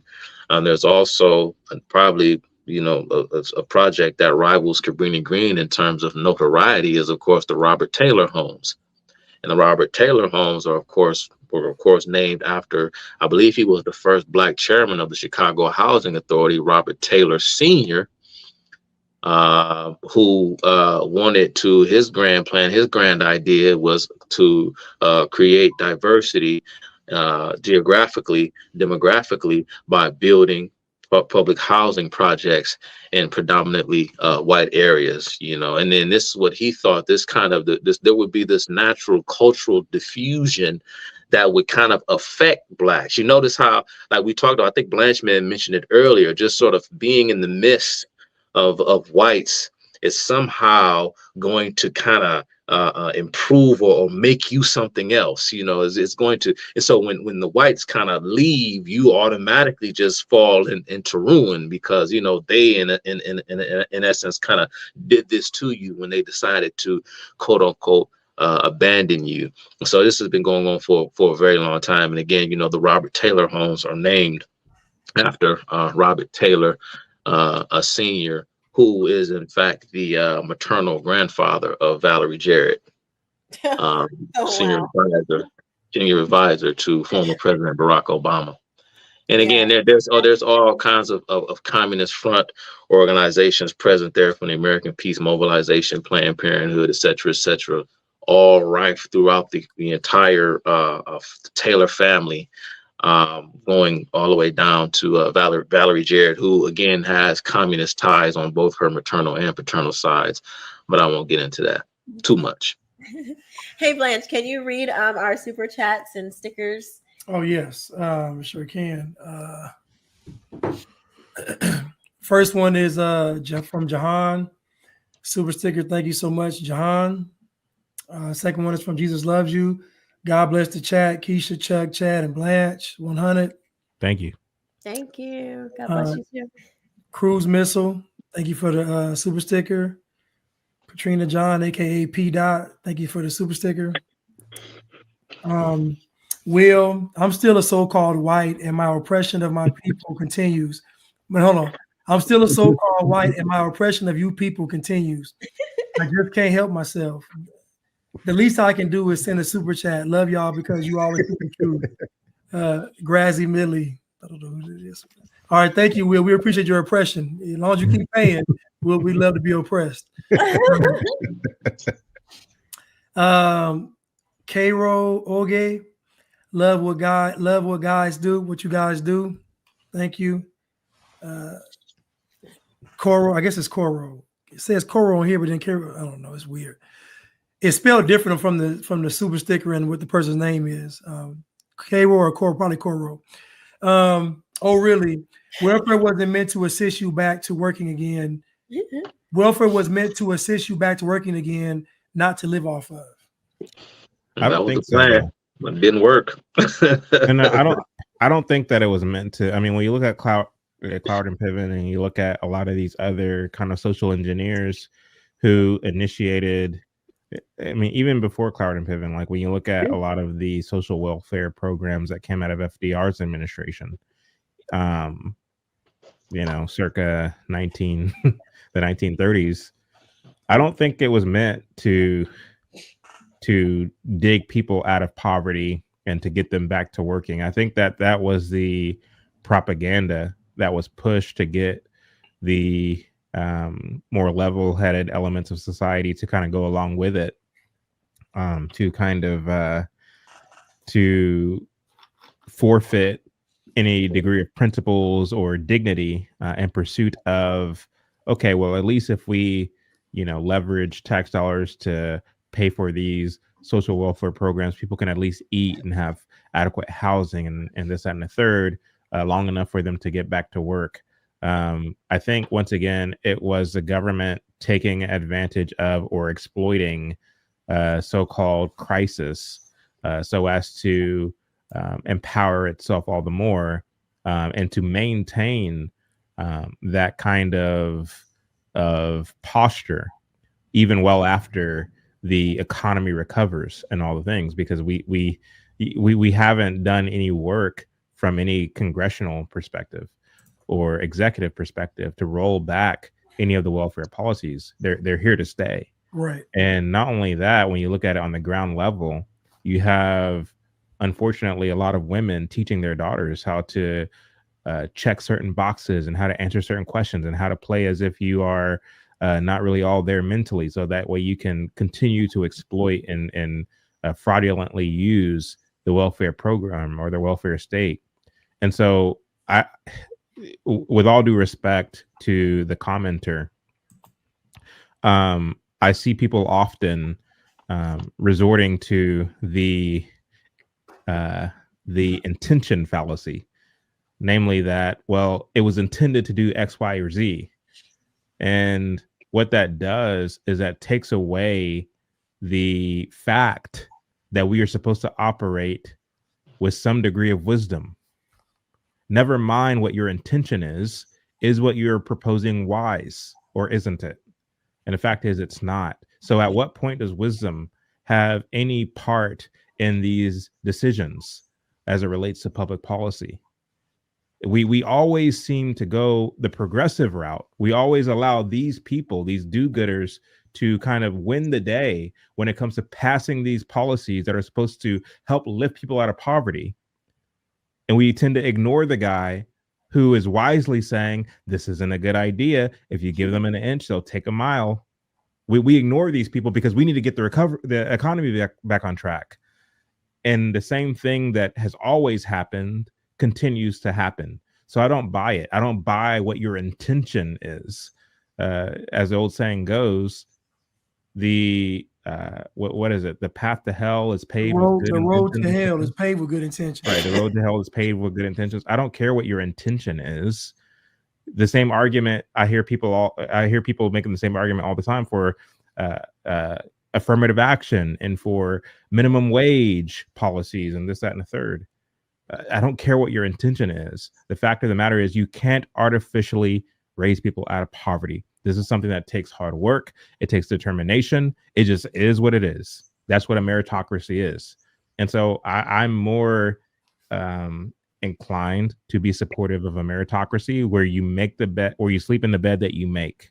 And it's not my responsibility as someone who does work hard. I have 4 kids and a wife to support and a mortgage and property to upkeep and a business to run. What do I look like trying to raise someone else out of poverty? I mean, if I want to do that, that's my business. If I want to contribute to this family or that family, if I want to pay tithes to my church, that's my business. But the fact that you have restructured society with your good intentions to raise somebody out of poverty who doesn't have the same values as I do, who doesn't have the same work ethic as I do. Like, no, you have to look at human nature and the fact that we as people, we get pretty frustrated when we are working our butts off to make a living for our families and our neighbor isn't working as hard at all, and they're complaining and they're trying to come into our neighborhoods and this, that, and the third. Like, no, we get frustrated about that, and that's where friction comes in. But these so-called do-gooders, these leftists, these communists, whatever you want to call them, they exploit that friction and they use it to their advantage to push all the more policy to make themselves all the more powerful. So I don't buy it. I don't buy this intention thing. To me, that's a trash argument. And they're going to use, they want, the do-gooders are going to say, we got to take care of these people, but we're going to use your money to do it. Not ours. Right. Are you automatically assuming it's a daycare because we're African American or something? Because of what I see so many. If you saw a coroner, if you saw coming in, if you like that's very. So what you will not do is disrespect this house where we pay. You will. What you will not do. Well, you can. My neighborhood. There's here 5 years. So what? So what? You want? Oh, I've been waiting to run into a Karen. I've been waiting to run into one of you. No, I've been waiting to run into one of you. See those police? Those. So what? It's okay. Don't disrespect her. Don't disrespect her. No, that's what she wants you to do. Don't give her what she wants. So you can march your ass back to your residence. Tell me where.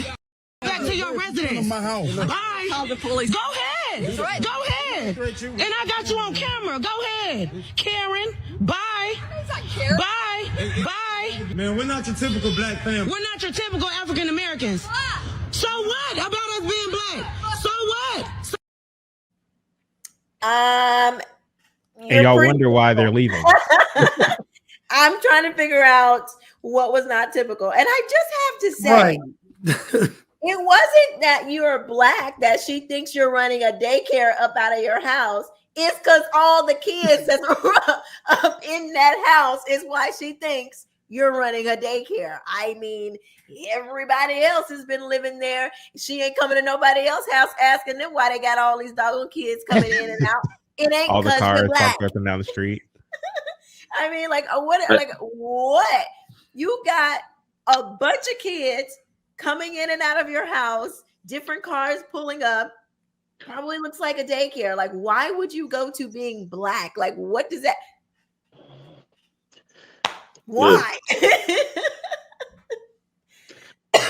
Sorry. I mean, and look, I mean, that conversation could have went totally differently. I mean, like she said, I look like Chad may have edited the clip a bit. I don't know. It looked like it kind of jumped from one point to when it really began to get a little hostile. But I guess it looks like the lady walked down at home and I don't know, maybe inquired about what was going on. She said that she wondered if they were operating a daycare because she saw a lot of children in and out, and she even said that it sounded like she was about to say, and before she was cut off, that she also noticed a lot of men going in and out and, kind of hovering around the property. That's what she said. She said, I saw a lot of children. And then she said, then I saw a lot of men. And then the woman behind the camera began hollering and screaming. Yeah, again, you That's wonder crazy. why these. If you think about it, that's kind of crazy. Kids and men. Yeah. That's wild. That's why she said my safety. That's what she said. I'm concerned about my safety. That's what she said. Yeah. Oh, And, wow. and then again, Did we just witness like a crime? Like trafficking? Like what is going on? That is crazy. I mean, that's to me. I mean, that's a level of concern, that you would want from a neighbor. I would think, especially if that neighbor shows up in good faith. But even if they don't, I mean, there are certain protections. Of course, there are certain social norms and mores and these kinds of things. But you also have legal protections because I don't know. Look, let's just assume. I'm going to assume that the woman behind the camera and maybe the guy standing next to her, I don't know if they were husband and wife. Should I assume that they own that property or are they just renting? Again, I don't know if they are in fact renters. Well, they ain't your typical Negroes, so they right. Okay. Well, yeah, they ain't your typical Negroes. Perhaps they actually own the property. I'm not sure. But again, it kind of brings me back, and I'm surprised this wasn't part of the montage. I guess it's not directly on topic, but it somewhat relates about, that moment that kind of went viral with Roland Martin. And this became a real kind of talking point due to that lawsuit, I guess, with that black family that claimed that their home was deliberately devalued when the appraiser found out that the home was owned by a black person and they actually saw black portraits and this and that on the wall. And then once they had the home reappraised and took down all of, I guess, the indications that the home was owned by a black person, then the home magically appraised for a lot higher. And so it became this national debate about homes being deliberately devalued when they're owned by black people. Again, I mean, that's something that I myself could just really pick apart, this ridiculous argument. Because can I just say, I'm sorry, Go ahead. that story was so bizarre to me. I had to go dig and be nosy. Not how it works. That family, the black people, they had their house on the market for like $700,000. I think it was. Thank you. It was the appraiser came in at like 300 and something. So I went and looked at the house, y'all, because I was like, ain't no way. Like that, like I've owned homes before, and I'm like, that's a big joke. Come to find out, the appraisal that they got for 700, the higher value, which they were like, this is what our home is really worth anyway, was 7 months later. Mm-hmm. It was not. Do you know what can happen in the market in 7 months? Yeah, and when you on wait, let me tell you the rest. The house was on the main street. We talked Like about this, yeah. literally, if you walked outside, your kids would be playing in major traffic. Come on, man. Come on. I'm so serious. Number 3, the house was not renovated when they had it first on the market. The comparables around the neighborhood were renovated homes. This house was not renovated. So yes, your home was going to appraise at a lower price because comparably, any home that was on, on a major street was not upgraded and had all the things that you had. That is actually the comparable. You can't compare your house to when it's further back in the neighborhood where somebody's kid is about to go play in freaking traffic and they step outside the block. It was just like so many things. That appraiser is now suing them. Right, for and I hope he wins. I just want to add that. For ruining his or her reputation. And see, here's how it works. And everything Kesha said is absolutely correct. And it all depends upon the market. Even when you get an appraisal, there's a certain a portion of any standard appraisal. It's a subject section where it will tell you if the subject property is located in a stable market, a decreasing market, or an increasing market. Again, and a lot of the property value determinations has a lot to do with the type of loan that the applicant is using to purchase the home with, and so on and so forth. There are a lot of different things, but depending upon the market and the area, the market will dictate the specific level of adjustments based upon how home buyers in the area react to certain features present at the home. Like Kesha talked about the external obsolescence of the busy road. Well, depending upon how those in the market react is going to determine whether or not your home being on a major road severely undermines its value. It may have a major impact in some areas, and in some other areas, it may not have as much an impact. Sometimes an area is so highly sought after that whether you have a superior kitchen or a superior bathroom, and so on and so forth, sometimes it doesn't matter, sometimes it does. But when an appraiser puts together a report, it is entirely arbitrary to an extent, because all adjustments and appraiser information is put into a database so that property averages, adjustment averages, and all of these things can be supported by what is put into the database by the lender, who has to extend the credit because they have analysts in home that actually analyze the appraisal to determine if it is undervalued or overvalued. The appraisal has to be analyzed by underwriters that work for the lender. You have people that are black, people that are white, people that are mixed race. The people actually working for the lender analyzing the appraisals don't know half the time, well, not even half the time, they don't even pay attention the race of the individual that actually owns the home. This is a lie. And when an appraiser presents a bad report, again, they can object to it. The lender can go back and say, wait a minute, you overvalue this, because guess what? If an appraiser, if like Kesha mentioned, they put the home on the market for 700 grand, the lender gets it back and it appraises that value. The lender looks at their information, because they have information at their disposal to determine the credibility of the report. If they look at the report and say, no, this report came in too high, it's not worth that. If your home is not worth what the appraiser believes it is, the lender will not extend credit, because they don't believe the report is accurate. And so again, there are so many moving parts involved in this. It is a sham the way people just get away with just perpetuating this narrative. It is just a flat out lie. It's not true. Again, you have different types of mortgaging transactions, from refinance to purchase. Even when it comes to the purchasing process, you have buyers, you have, of course, sellers, and so again, if a home is freaking owned by a black person, for example, who is eager to sell, they place their home on the market at a certain price, it over appraises, right? And now you have a situation where the person who was seeking to purchase their home no longer has the pre-approval amount to purchase the home. The potential buyer walks away from the deal, and now the black seller who had their property overly valued isn't being done any favors, because now there's no longer a buyer at the table. You see, it's so much stuff going on with this whole real estate, mortgagee, home value things. Again, it's just insane. Anyway, I kind of got off on this long tangent, Kesha.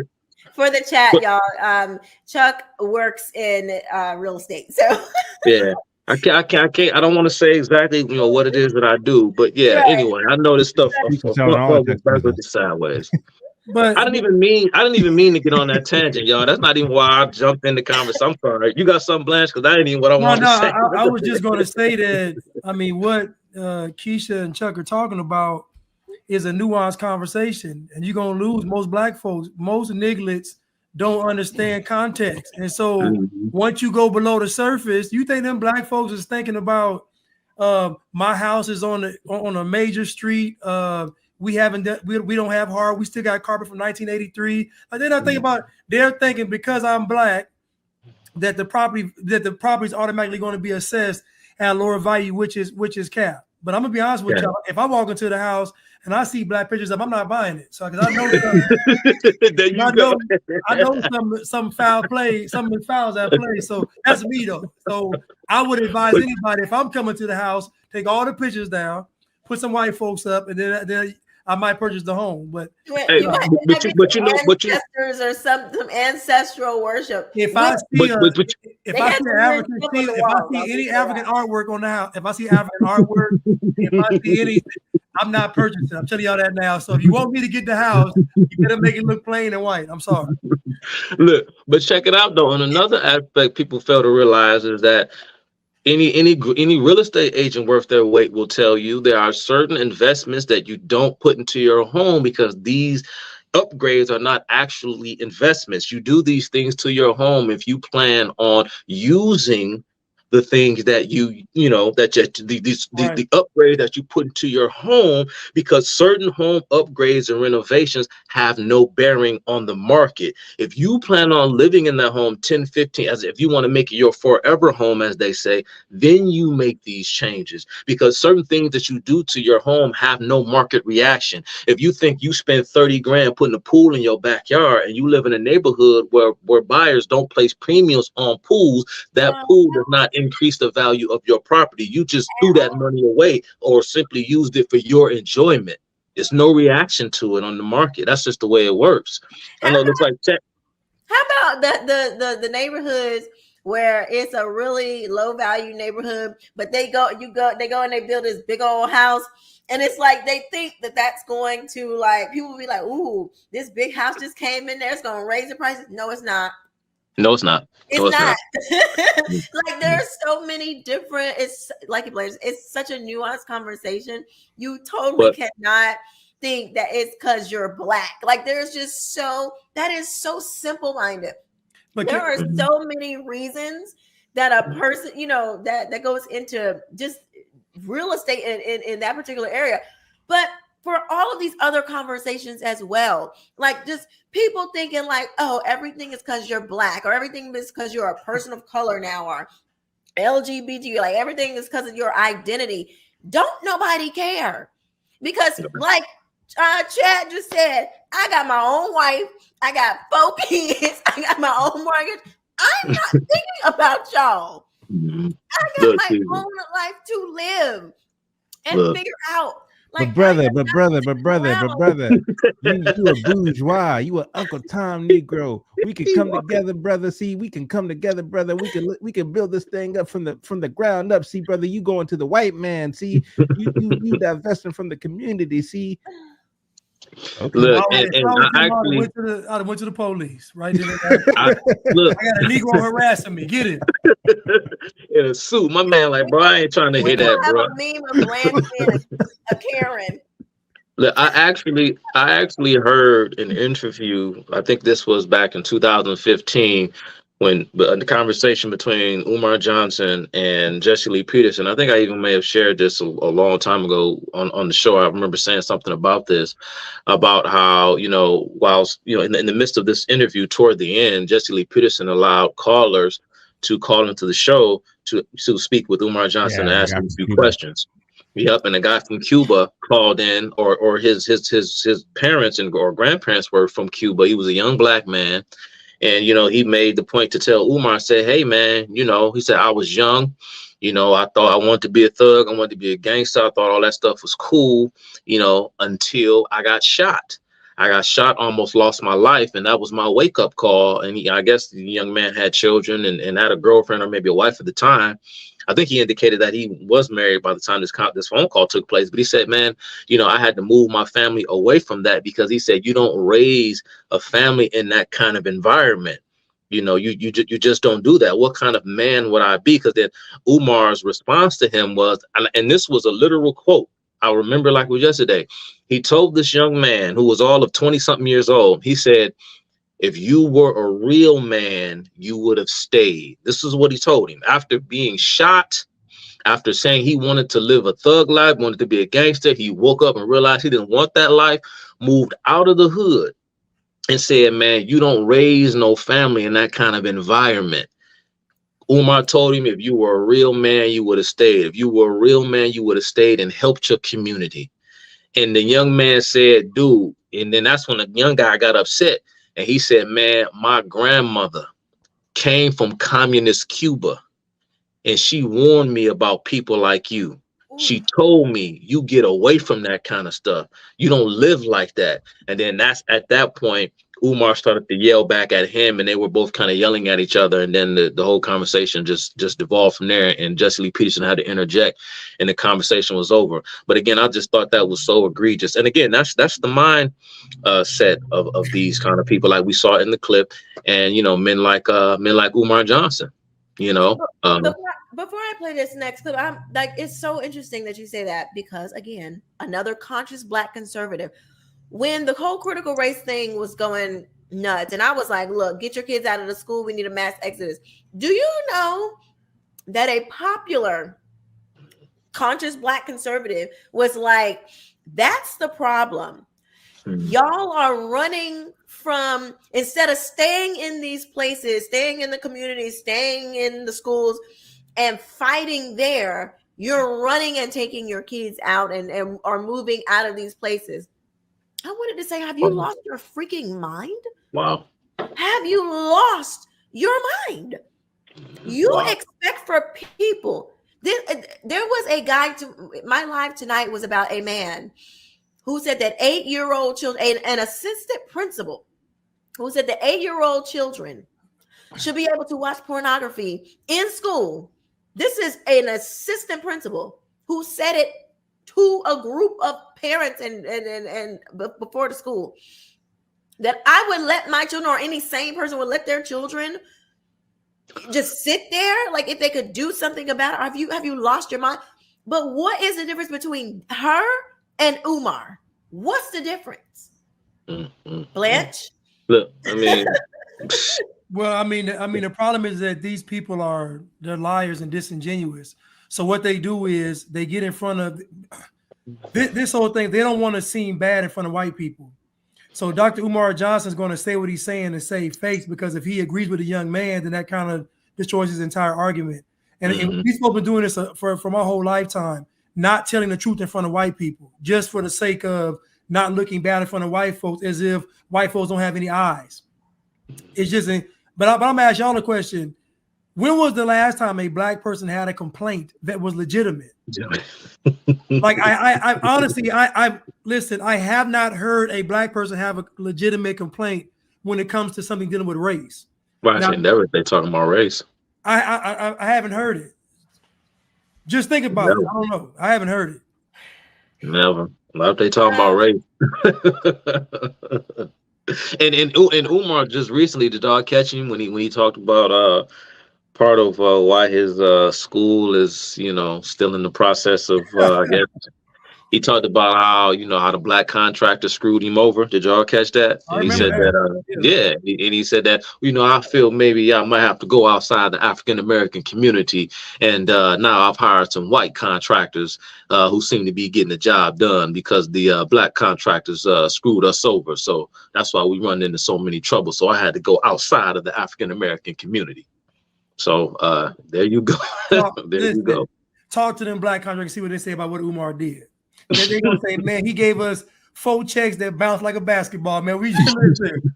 Ask them what Umar did. Trust me, it was some foul play. We moved from Martin Luther King Drive to 74th and Euclid because my mom wanted us to have access to then what were better schools. As we moved in, white folks moved out because they were afraid of what our families represented. I want to remind white folks that y'all were running from us, because this family, yeah. This family with all the values that you read about, you were running from us, and you're still running because we're no different than the immigrant families that are moving in, the families in Pilsen, the families that are coming from other places to try to do better. And so, I feel a sense of injustice. One by one, they packed their bags and they ran from us.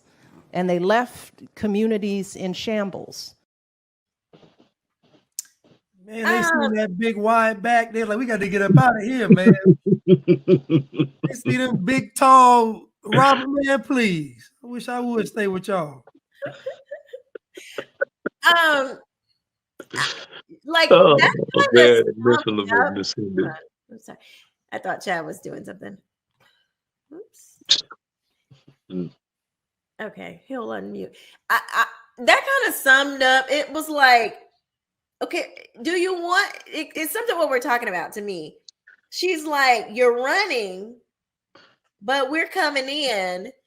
But like who I really didn't understand what she was trying to say. If I could be just quite honest, I didn't get, like, it didn't make sense to me. Like, you're running, but they're, I don't know. White people are racist. That's what she's saying. White folks. I mean, I know, but the way she was saying, it's like, okay, if they're nobody tried to stop you from coming into the neighborhood, and okay, so some people moved out. Like, were you tortured? Like, what happened? I don't understand. Like, what it did. I didn't understand the problem. So people can't move now.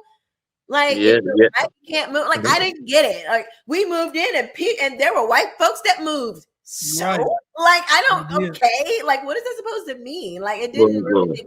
All them basketballs bouncing outside, and it's too much. Know all the chaos, y'all problem, man. Well, like, it was.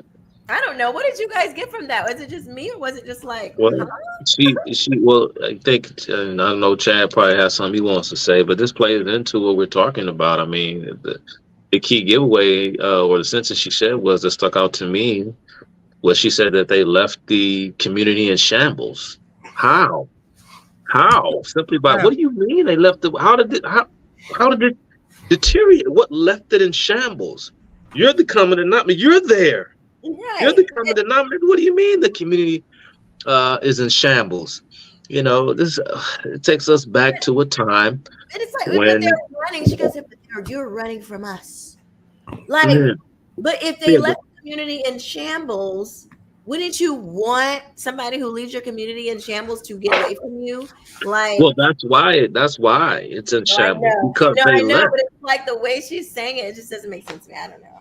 Well, she tied it to kind of immigration too. So in other words, you all did us a certain way, so don't do the immigrants like that. So it's kind of like welcome the immigrants in as if they were moving into your neighborhood when they're coming to this country. I don't know. She's trying to make it with immigrants. You know what I'm saying? To make it, but again, it's still capped because her argument is flawed.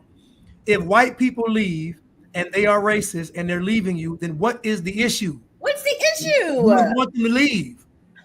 Like, that's what I'm saying. Like, it's just, what are you saying, lady? And ain't nobody, you went from MLK Boulevard, which, I mean, to wherever 74th and Euclid, I mean, up in New York, 70, that sounds like the hood too. But They went right down the street. Stop. They went right down the street.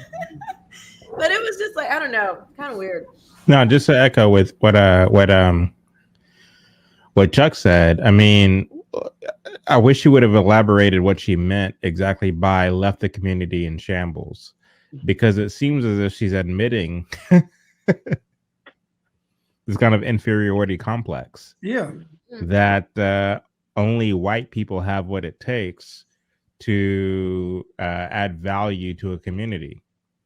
By leaving the community and leaving it in shambles with a higher, I guess, population of Black folks, that begs the question of what is it about Black culture that you associate with quote unquote shambles? Your words, not mine. You use that word shambles. Right. So you're insinuating that like a community, a suburban community that is predominantly Black is a community that's in shambles.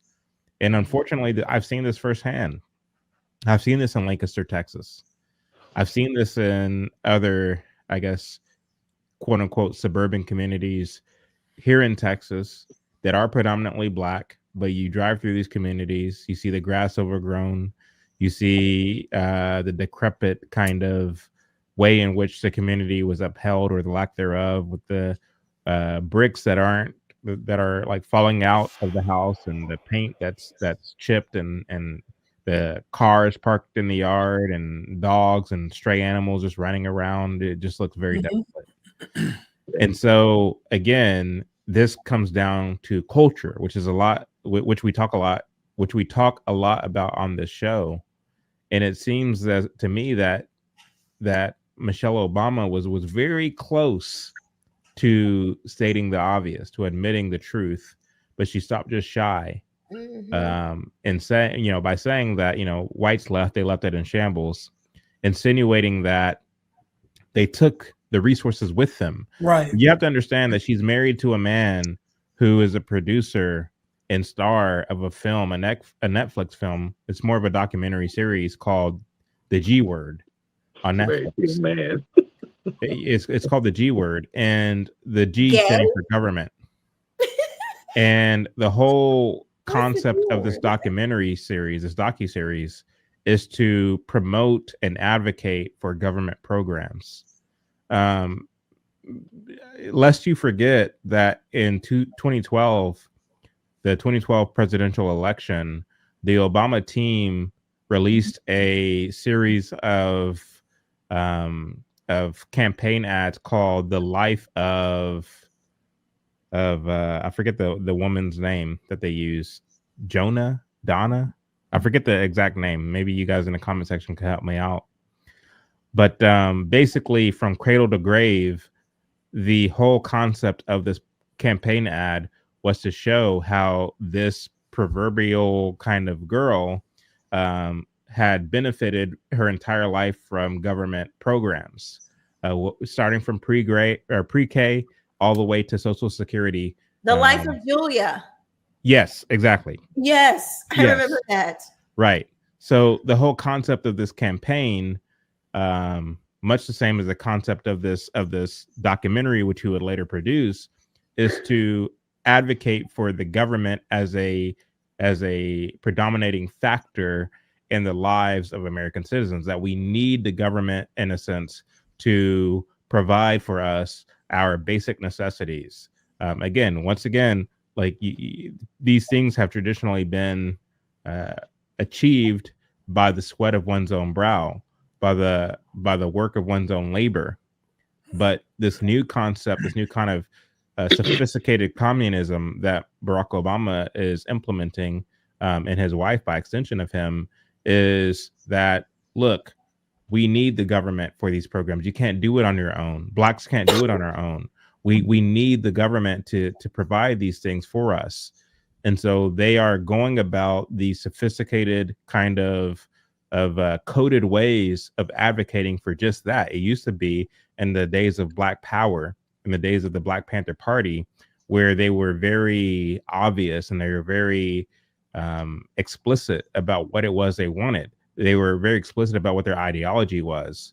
But since then, these folks have learned to, in a sense, shield or veil their political ideology, and they only make it about the kind of surface level propaganda of what it is they wish to achieve. So they say that, look, y'all ran from us.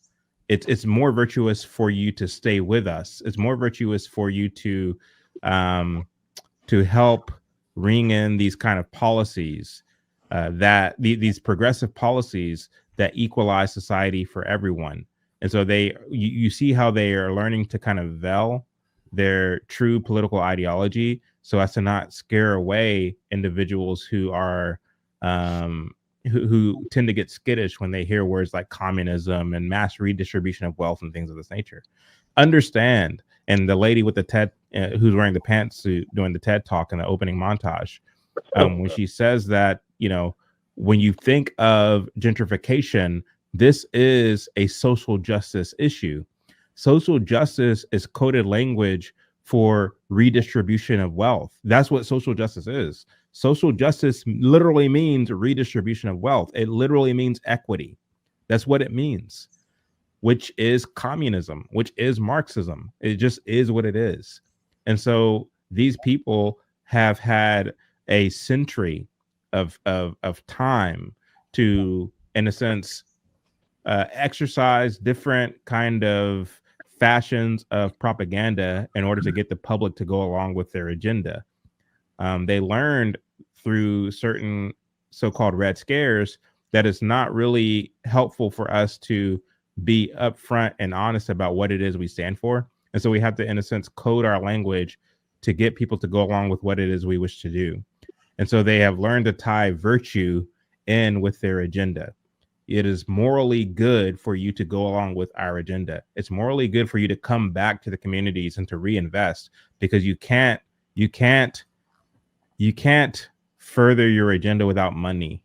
So you can't, on the one hand, say that we're against capitalism, but at the same time scare away those who have the wherewithal and the ability to generate income for, you know, to, in a sense, fund your cause. This is why you saw Umar Johnson in the opening montage talking about, well, we want a lot of the intellectual girth of the bourgeoisie, but we don't want their values.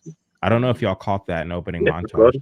So he says we want their intelligence, but we want for it to be leveraged for the furthering of a Pan-African agenda, as opposed to a imperialist or capitalist pro-America agenda. We want for their intelligence to be utilized for the services of the furthering of a pro-Black agenda.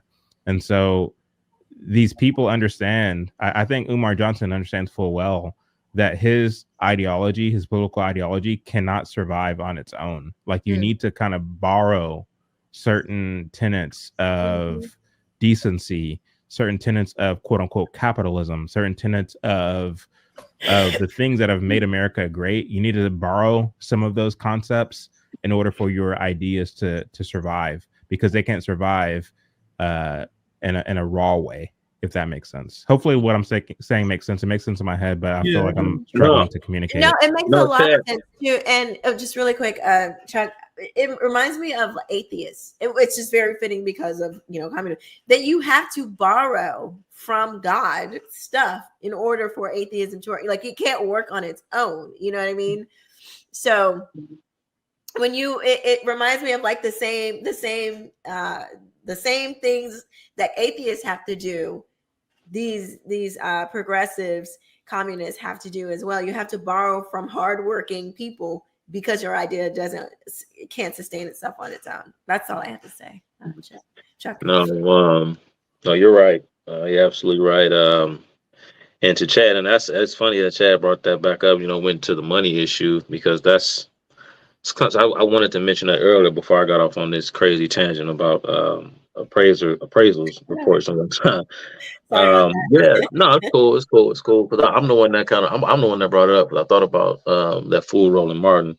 But yes, you have to see, when people go on and on and on about rights and this and that, of course, in order to make your right or a reality, of course, you have to lean on a government coercion to get people to act in a way that is beneficial to you, or so you think it is beneficial to you. It isn't in the long term, and even in the short term, as a matter of fact. But the government, of course, when it does so, like Chad mentioned, or like he alluded to, you have to lean on people who actually produce.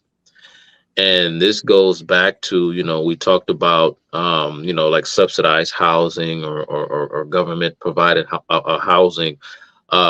People forget oftentimes that, in order to produce those living arrangements, the government has to get into these contractual relationships with those in the private sector in order to build and to produce the materials and the things that they need in order to build these homes and to build these buildings. And the market rate is always the market rate. And this is why, in socialist societies from the Soviet Union on down, the government, and again, we saw a whole slew of this with the New Deal, especially, and we're still dealing with the consequences of, especially the government's involvement in the agricultural sector under the pretense of the Interstate Commerce Clause and whatnot, determining what farmers can and cannot produce and what prices they can charge and what prices they can't charge. And so when you have the government getting involved in order for the government to be able to afford the things they need in order to to meet their I guess, campaign promises or whatever the kind of new shifting political paradigm is of the moment, they need those that actually produce to set their commodities at a certain price that they can afford, irrespective of the total cost of what it is to produce that thing. And of course, when it no longer becomes cost effective to produce, then people involved in that particular economic activity will simply move on to things that are far more profitable. And then what happens is the government is inevitably left holding the bag. This is why a lot of government sponsored homes and neighborhoods fall into disarray, simply put, because the government, because of the decrease in tax rolls, because individuals that you seek to tax will always find creative and legal ways, on top of that, creative and legal ways to evade the taxing jurisdiction of the state, because people naturally don't want their property taken from them, things that they've earned. Okay, and so the government can't pay its bills because the tax receipts, they don't have the money to pay and to meet the needs based upon the promises that they've made to the people, because they cannot afford to pay their bills. And as a result, the federal government then, in order to kind of get that, to get an increase, so to speak, they simply, and I mentioned this earlier, they open up the ranks and they lower the standard more and more and more and more and more and more and more in order to meet their financial burden and obligations, because they owe those in the private sector for their contractual work. And this is another reason, again, why these buildings and these living facilities fell into disarray, because they could not afford the upkeep, because they could not pay for the materials and the supplies to meet the demand, because these buildings were just being completely, utterly destroyed. Mainly, of course, and I mentioned this earlier as well, given the fact that a lot of young children were running amok in these areas completely unsupervised. And, we hear stories about how it would take months and months and months and months for them to do something as simple as replace a light bulb, because they just simply could not meet the demand, given how quickly things began to deteriorate, because it was accompanied with this lowering in cultural and social standards. And, more and more people began to come in, and they began to bring in their bad behavior, because the government needed more bodies in order to meet their financial obligations. And my last point, to go back to Michelle Obama, and she's talking about this, they moved away from us and they did this and they did that. And like Chad mentioned earlier, you saw in the 1960s and, the riots beginning in the mid to late 60s, 65, we saw the riots in Watts. We saw the riots in Detroit in 67, 68, but particularly after the death or the assassination of MLK. And then a couple of months later with the assassination of Bobby Kennedy, folks, black and white alike said, okay, that's enough. That's enough. We can't take anymore, because the outbursts that we saw was not the result, as they would have us believe, of this ongoing injustice. That was something that those particular individuals involved in that wanted to do, because the seeds of discontent were being sown by those in the intelligentsia and the activists that were on the streets. Things were not bad the way they would have us believe. They made them bad, the blacks, of course, to the extent that they believed that they didn't want to fall in line anymore with the contemporary and traditional social values and mores at the time, because it was beginning to be a popular thing to consider these kinds of behaviors and attitudes, again, indicative of one who was a sellout, indicative of one who sold out. And so they began to abandon those traditional values. And that's what really, really began to cause that social fissure between not just blacks and whites, but, those who had more traditional conservative, I guess you could say, not in the, but you get what I'm saying, those types of values. You saw that split, and it all kind of burst at the seams in the 1960s. The people that had enough. And once the riots kicked off, they left and never came back. Why would they? I want to see if we can find that Umar clip. That's interesting. We want to create scholar warriors, brothers who have the intelligence of the black bourgeoisie, but the commitment to the grassroots community, because we don't want any of our graduates to be members of the Negro aristocracy, those elitist blacks who parrot the behavior of white people while looking down on their own. We are anti-bourgeoisie. There will also be African spirituality. There will also be economic and financial curriculum. We want them to invest. We want them to understand real estate, stocks, bonds, entrepreneurship, how to start their own business. And in fact, after they graduate, they'll get their first grant to start their business from FDMG itself. So we're looking at revolutionizing the way we educate black children. As you know, most of our people live in food deserts. For a lot of black people, the closest real supermarket is about 15, 20 miles away. And a lot of our single mothers can't drive or don't have a car. So we need a community garden and make sure our people are eating healthy. Man, every Negro in the hood got a car, man. Like, what? Come on. He's lying. I don't know why. Okay, so when I first came across Umar Johnson, I came across his content more about the kids in school and the about them putting kids, like giving them more like medicine to calm them down and stuff like that, and him talking about the psychological things that was happening in the schools. And I thought, I always had, like, I wasn't like full on agreement, but I thought that he was saying some things that parents had been, kind of talking about, but never really brought to the forefront.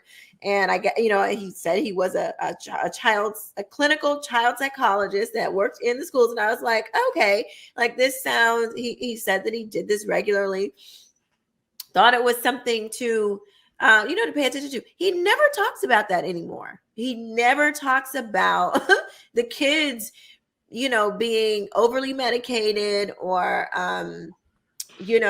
these psychological tests that are done on the kids, which it's funny because a lot of those things that we're saying now as parents, like, yes, they do have these organizations that are coming in and doing these, getting your kids to answer very in-depth and inappropriate questions about, do your parents fight at home? Do you feel safe?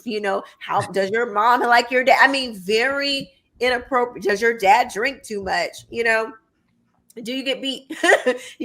and things like that. And so I thought it would, he just totally went left, literally. He totally went left and went off this cliff. He probably was always talking about this. Wait, hold on. You say Umar Johnson later went left?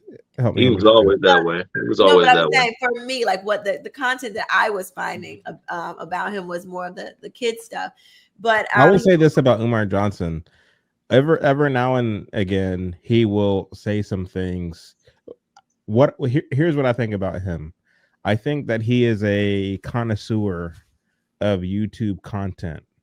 Yeah. And he listens to certain things that people say, whether they be Andrew Tate or Kevin Samuels. I even think he watches some of Blanche's content, if I'm being completely honest with you.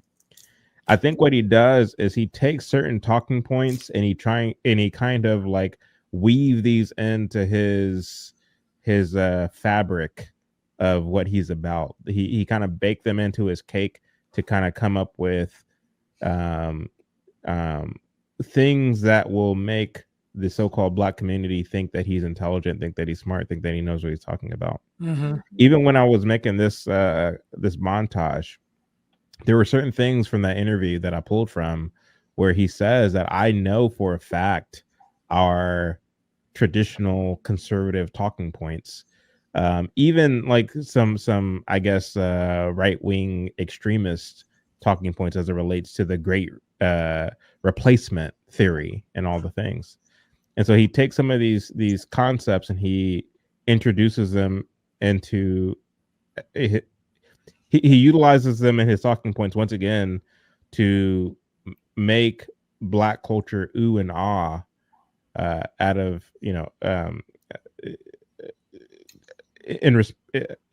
basically ooh and ah at the quote unquote fact that Umar Johnson knows what he's talking about. He's very insightful. He's very intelligent. But again, everything that he's saying, I've heard before.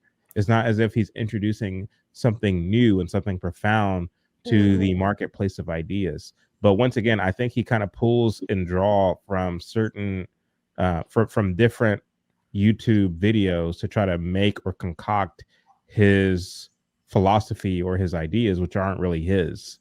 And so every once in a while you hear him say something, and even Jason Whitlock, I think, posted, he got a lot of flack for this, of course, but even Jason Whitlock reposted something that Umar Johnson said in agreement, or that Jason Whitlock agreed with. And when you look at the comment sections, a lot of people were saying like, how dare you agree with Umar Johnson? And I think like that speaks to a bigger issue, namely the fact that when it comes to these despots, when it comes to these demagogues, their whole game is deceit, is deception. Like that's what they're all about. So every once in a while they'll say something that you agree with, the idea being that they will win your trust and that you will go along with them with whatever campaign or policy that they are proposing.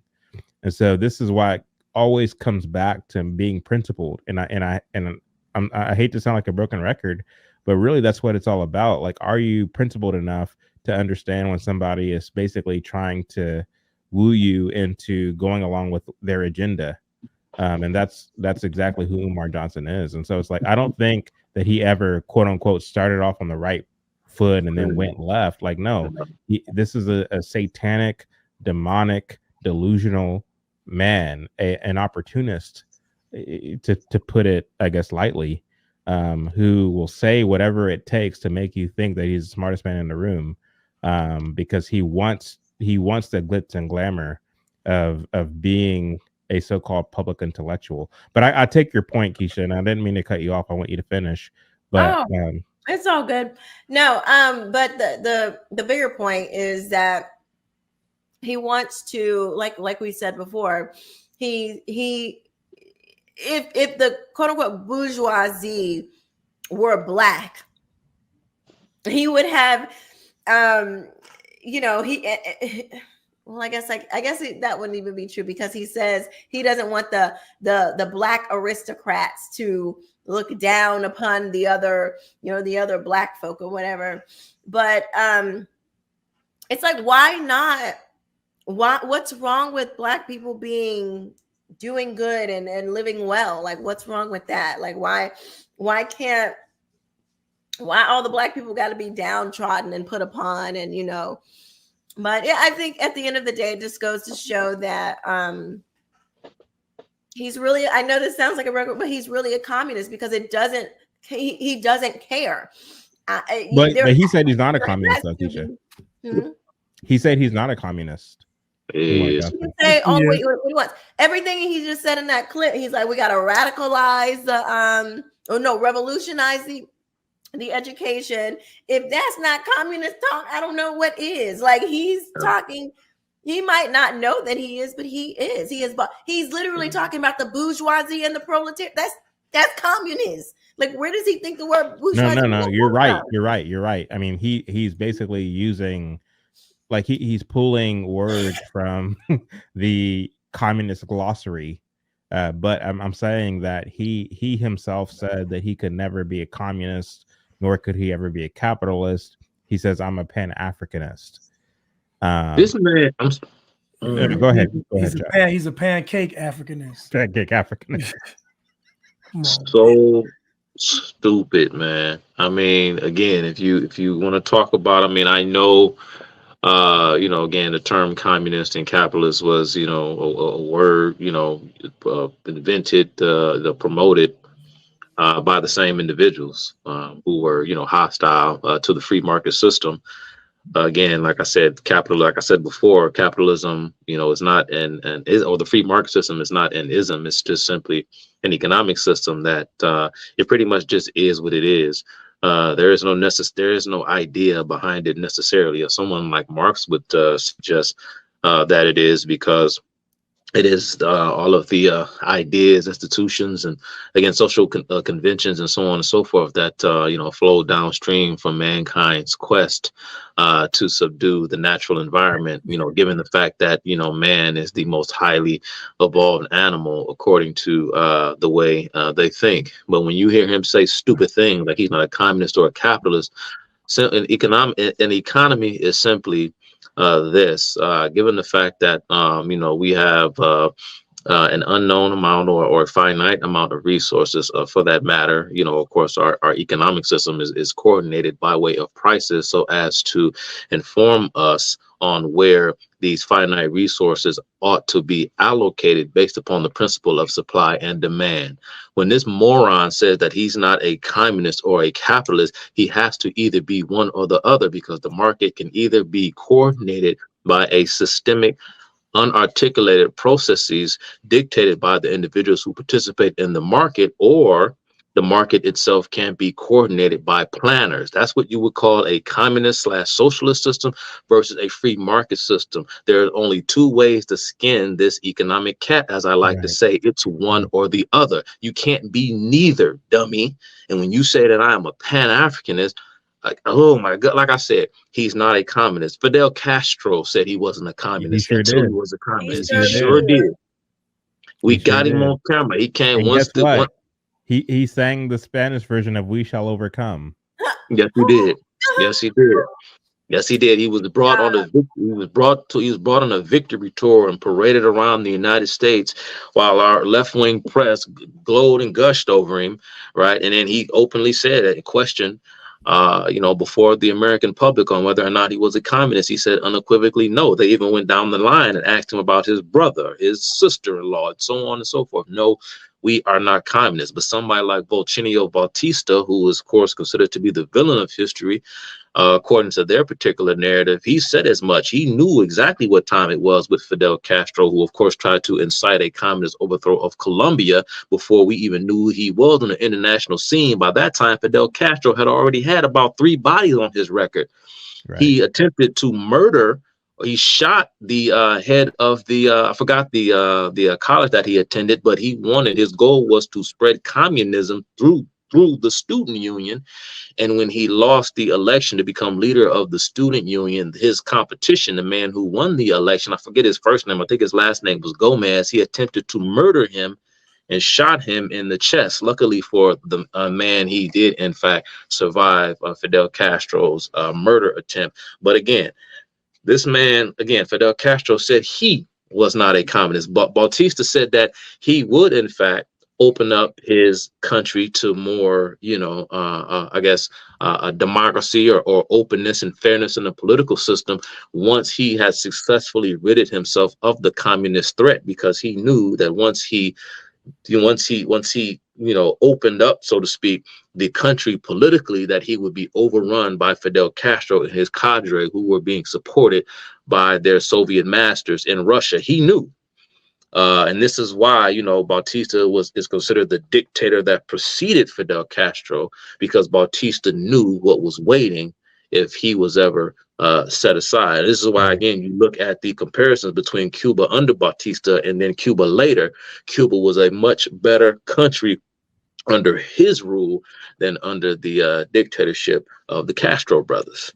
So yeah, he said the exact same thing. Black Jesus. Umar Johnson, Fidel Castro said he wasn't a communist either. Well, in Umar's defense, oh man, Blanche about to say something funny. Let me get ready. No, I mean, in his defense, he is not a capitalist or a communist. He's actually just a beggar. He gets online every day and he begs folks for money. I mean, I don't know what you call that. He's a degenerate. Now, I do believe what Umar really wants to do is just have people work and give him money. And ultimately, that's what he really wants. So he wants quote unquote capitalists. He wants quote unquote communists, but he just wants to be the person in charge of it all. And I think that's his goal, is to be the leader of Black people. But of course, when he gets on TV and says, "I want the government to nationalize all the resources," and of course you're a communist. Like, it's insane. But anyway, but honestly, I don't think Umar is that smart. I think, like Chad says, he gets certain talking points. He probably got his degree from one of those online colleges. What's that one that used to come on TV with the black guy yelling? DeVry? What was it? No, not DeVry. It was like Everest. What was the college? Everest, yeah. Everest, yeah. Yeah, he probably got a degree like from one of the places like in a plaza somewhere. Phoenix. Yeah, lower than Phoenix, like Tempe. You know what I'm saying? Something Mesa. I don't know, but yeah, he has degrees, but I just question, what he had to actually do. He went to DeVry. Yeah. Well, I mean, when it comes to Umar Johnson and him saying that he's not a communist, I mean, I liken it to what we talked about a few weeks ago. I forget what it was. What was it? It was somebody saying that they're not something that they actually are. You remember, Chuck, what it was? Martin Luther King said that he was a priest, a reverend, but he's not really a reverend. Man, I'm trying to remember. Sorry. No, we talked. Was it the reverend saying he wasn't a coon? Is that? No, it wasn't that either. It was similar. It was. Oh yeah. It was Neil deGrasse Tyson. Remember this? He was saying he's not an atheist because if you look at the definition of an atheist, because he does things that atheists don't do. He says things that they don't say. Right. Godspeed. He said Godspeed, so that must mean he's not an atheist according to the dictionary definition of what an atheist is. But it's like everything that you've said. I mean, if context counts for anything, if observation counts for anything, if my eyes don't lie to me, if my ears don't lie to me, then you are, for all intents and purposes, an atheist, Dr. Neil deGrasse Tyson, in the same way that Dr. Umar Johnson is a communist. I don't have to necessarily look to what you yourself say that you are or that you aren't. I merely have to listen to the words that you say and observe the fact that you are, in fact, a communist. And so I want to repopularize this notion of people believing their own eyes and ears. How about that? How about we I mean, of course, that's difficult to do in the age of AI and of, I saw the other day how this new program, I forget the name of it, but they have basically mastered the art of the brand of AI, where you basically type in exactly what it is you wish to see. Yes. In the form of a video. You just basically type it in, and within seconds, that technology is able to produce an HD version of exactly what it is you typed in. So in the age of AI and deepfake, of course, it begs the question as to whether you can even believe your own eyes. But once again, notwithstanding that added element, if I listen to Umar Johnson speak, if I listen to Neil deGrasse Tyson speak, it's obvious that these individuals are in fact atheists. If I can look to your repertoire, your catalog of things that you've said heretofore, it's blatantly obvious, Umar Johnson, that you are in fact a communist. It's blatantly obvious, Mr. Neil deGrasse Tyson, that you are in fact an atheist. You are one who disagrees with the standard as it is set by the Lord our God. You disagree with his standards. You disagree with his authorship, if that's a word. If not, I just coined it. You disagree with the fact that he is supreme, that he is omniscient, that he is omnipotent, that he is omnipresent. You disagree with that fact, and you wish to instead, in the same fashion as Eve, insist upon your own way of seeing things, your own ideology. You wish to dictate yourself what is right and wrong. And as such, you pretend that God doesn't exist and that you yourself hold the ultimate authority. This makes you an atheist. It just does. You can say that, well, Merriam-Webster defines it as such and such, and I don't exactly fit that definition. And Oxford, it defines it as such and such, and I don't exactly fit that, so I must be my own thing. Like, no, you can get as technical as you want to be, but as far as what I observe, your actions tell me that you disbelieve in God. It just is what it is. We're not going to play fast and loose with this information. It just is what it is. And so, yes, Dr. Umar Johnson, you quack like a communist, therefore you are a communist. It just is what it is.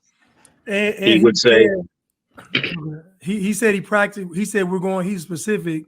He said that, and we're going to practice African spirituality. I don't even know what that even means. Like, what does that even mean? That could be a variety of things. And so, praying to the ancestors. Yeah, clearly he don't believe in God. So clearly, he can't even say that. He's the Black Jesus. He claims to be. I think he's always bringing up Frederick Douglass and Marcus Garvey. I think he claims, that these two sort of are like his inspiration. He kind of sees himself in the same, I guess, intellectual vein or along the same lineage as those. So he claims to be an actual descendant of Frederick Douglass. And then, he's heavy off into, Marcus Garvey, of course, being the father of Pan-Africanism. That's how probably Umar Johnson would see it. Blanche and I, of course, we unpacked Marcus Garvey several months ago. Y'all can go check out Blanche's YouTube channel. But again, he probably gets this whole notion that he's not a capitalist or a communist, he's a Pan-Africanist from, the rhetoric of someone like Marcus Garvey, who, if Marcus Garvey once exiled to Jamaica. I forgot the name of the political party, word for word, that he started down in Jamaica sometime in the 1920s, but he started some socialist party. And again, the word socialist is actually in the name of the party down there in Jamaica. And, Marcus Garvey wrote about and spoke about, just the whole small government, bottom up, ideas that we have here in, our constitutional republic, or what's left of it. Marcus Garvey was dead set against it. He wanted something similar or tantamount to a fascistic dictatorship. Of course, Marcus Garvey even famously referred to himself as the first fascist, or he was a fascist before Mussolini, was the quote. Even going so far as to say that men like Benito Mussolini and Adolf Hitler copied from him. These are the words of Marcus Garvey, whom Dr. Umar Johnson idolizes. But my point in bringing up Marcus Garvey was when he talked about communists, he has writings, you can go and read them, where he warns Blacks to stay away from white communists because, and not for reasons that we would suggest that a Black person should stay away from a white communist, or any communist for that matter. But of course, according to Marcus Garvey, that you know, this the trick and the goal of the white communist is to pretty much get you to buy into the white man's system.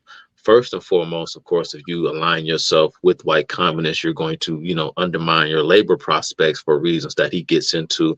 But most importantly, he talks about how no matter if you're talking about communism or capitalism, you're still, you know, in the white man's system. You're still under the dictates of racism and white supremacy. So when Dr. Umar Johnson says he's a Pan-Africanism, he simply sees capitalism and communism as flip sides of the same coin, and that coin is the system of white supremacy. But once you once you get rid of that, again, if you take every white person, put them on a spaceship and flew them to the other end of the galaxy, and all you're left with is black folk. A terrible idea, horrible idea. And all you're left with is black folks. You're still going to have to find a means to organize. And, you know, yeah, that's just it. That's it. You're going to have to find a way to organize a systemic process through which we can figure out what to do with the Earth's finite resources. So you're still going to have to come up with some type of economic system, whether you call it capitalism or communism. It's going to look like either one of those things. So this man is just like Chad said, he's just an intellectual, just, oh man, he's not even fair to call him a lightweight, man. I don't know what the black Jesus got up there, man, but let me stop calling him that. God forgive me. I don't want to sound too blasphemous, but yeah, he said it. Guys are moron. I don't think that these people, any of them, the Umars, any of these folks, I don't think that they think at all. And I think that because the way that you become indoctrinated into this ideology, it's made to make you not think. It's like they are very skilled at getting you not to think, to just rely on what you feel, not really investigate anything. You know, so you don't question anything that they're doing. You know, it's more of like, oh, we're just going to appeal to, you know, being good and doing good and just doing what should, you know, this is what you just should do. Like if you listen to these leaders and the things that they write and say, like they don't encourage any type of reading that they encourage. It's readings from like the left, you know what I mean? It's never like, oh well, let's think about this let's really dig into this and let's do with another. That's not like, and I know you guys know this, but I'm just saying, like, none of these people are bright. Like none of these people are intelligent. They might be intelligent in the fact that they are skilled in, or maybe I should say that they are talented and skilled in indoctrination and psychological tactics that get you to emotionally respond to different words and things like that. But intellectual, truly educated people, no, I don't think any of them are. The reason why what you say, Kesha, is so key, and I think Blanche pointed this out masterfully in the last live, the impromptu live that we all did, where he points at Genesis 3, specifically at the fact that the ESV says that the serpent, or Satan, was the most shrewd. He was the shrewdest. Some versions would call him the craftiest. Even some would call him the most cunning. Crafty, cunning, shrewd, all of these are synonymous with deceitful, deceptive. In other words, he's able to get you to go along with something through trickery, through telling you what you want to hear, buttering you up in order to get you to go against your own best interest. That is Satan. That is who he is, in fact.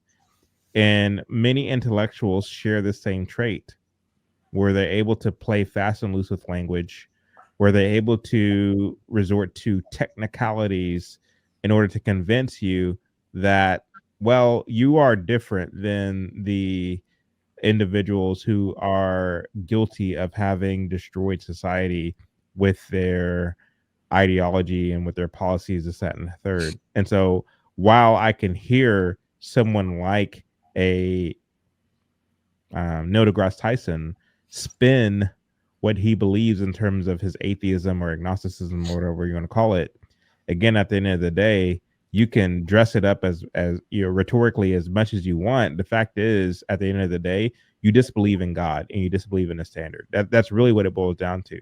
Yeah. We're not going to waste our time getting caught up in the convolutions of what it is you're trying to explain. The result is still the same. So what we're hearing as far as Umar Johnson saying that he's not a communist is nothing new. Umar or Stokely Carmichael did the exact same thing in the 90s. He changed his name, as many of you know, to Kwame Ture. And when asked about his political ideology, specifically whether or not he's a communist, some of you might remember, I know Chuck will remember, that he himself said, "I'm not a communist. I'm not a communist." You'll remember that Stokely Carmichael was so pro-black, and he rejected anything that had a white tinge to it. And so when addressing the question as to why you, as someone who's so pro-black, would adhere to a political philosophy that was identified and coined by a German, his response was, well, all Marx did was describe what Africans have already known to be true. That's all he did. He didn't coin or create communism. Africans were practicing communism well before Marx ever even came onto the scene, says Stokely Carmichael. And so what Umar Johnson is doing is exactly the same thing that Stokely Carmichael did 20 years before. Namely, saying that, well, while I agree with Karl Marx didn't coin this idea of communism. It pre-existed Karl Marx in a predominantly black culture, because when you look at the history of blacks in Africa, they were practicing communism. They were practicing this idea of from each according to their ability to each according to their need. They were practicing this idea of shared resources and redistribution of wealth and equity and inclusion and all the things, says Stokely Carmichael. And so again, when you look at someone like a Umar Johnson, he's borrowing from these thinkers who have came before him. He's borrowing from social media content in order to concoct his own idea, his own Umar Johnson idea of his own philosophy. And so he's not original in what he's doing. There's nothing new under the sun, says Ecclesiastes. It's like chasing the wind. But at the end of the day, according to Ecclesiastes, the final verse of the final chapter of Ecclesiastes, fear God and keep his commands, for we all have to give an account for the lives that we lived. That's really what it all boils down to. So when you hear these intellectuals playing fast and loose, bastardizing language, playing these kind of technicality nonsense in order to get you believe that they hold the moral high ground, trust and believe that these people are agents of Satan. And that's really what they're doing. In the same way that Satan was the shrewdest, the most craftiest, the most cunning of all the animals, so too are these intellectuals who are getting you to go against your own best interests and worshiping Satan today. It's so fitting that King Solomon wrote that, and he was the richest man right in the world. That's true. The irony. That is so funny. And just really quick, one other thing that I guess Stokely Carmichael was ahead of the game when he was claiming everything was created by black folks. Right. That's all I wanted to say. Him and a lot of these men, I mentioned these men before a lot. You saw this new kind of crop is after the likes of men like W.E.B. Du Bois and so on. You saw like the John Henry Clarks of the world. He would say the exact same thing that Stokely Carmichael would say in the 90s. John Henry Clark would say, and I quote, that blacks or Africans knew what socialism was, before the white man came, essentially. So their attitude is that, well, this is the ideal type of societal design. But to turn around and give white people credit for it is just another example of, white people, stealing these, brilliant black ideas. So whatever. And, listening to Stokely Carmichael and, of course, I think about, a man who, again, we listen to, Stokely Carmichael. And of course, we remember, his short stint with the Black Panther Party, and he, went on to become the head of SNCC. But I think maybe, prior to Stokely Carmichael really becoming the most prominent figure within the SNCC organization, was the chairman of SNCC from 1963 to 1966. Was late Congressman John Lewis. You turn around and people try to deny that these kind of communist forces are wreaking havoc in our society. And then to just piggyback on our impromptu live on Friday, when Trump, remember, got into that spat with John Lewis back in around 2018, 2017, you had members of the Republican Party coming out and, attacking Trump for having the audacity to, I remember John McCain and maybe some other folks talking about how dare Trump attack this great American hero, this great civil rights leader who marched with Dr. King and so on and so forth. And again, John Lewis was a member of a communist organization in SNCC, and make no mistake about it, that's exactly what the Student Nonviolent Coordinating Committee was, and they were anything but nonviolent. Right. That's great. And Eric Mann, Well and the guy who trained the BLM girls, he talks about being involved with them, and he talks about his involvement with the Civil Rights Act. And this is a same thing with homeboy. What's his name? That white Jewish guy who was a professor at Spelman. Howard Zinn. Same thing with him. Yeah. He was a part of their executive committee. He was president at their first inaugural meeting, I think, in 1960, and he was the keynote speaker in their annual meeting in Atlanta in 1963 and 1964. And then going back to what I wanted to say earlier, Fidel Castro made an appearance at Ebenezer Church. He sure did. Who was the pastor, or so-called pastor? Martin Luther King. And he there was now? entertained at the Teresa hotel in Teresa, the black-owned hotel, at the invitation of Malcolm X. Yeah.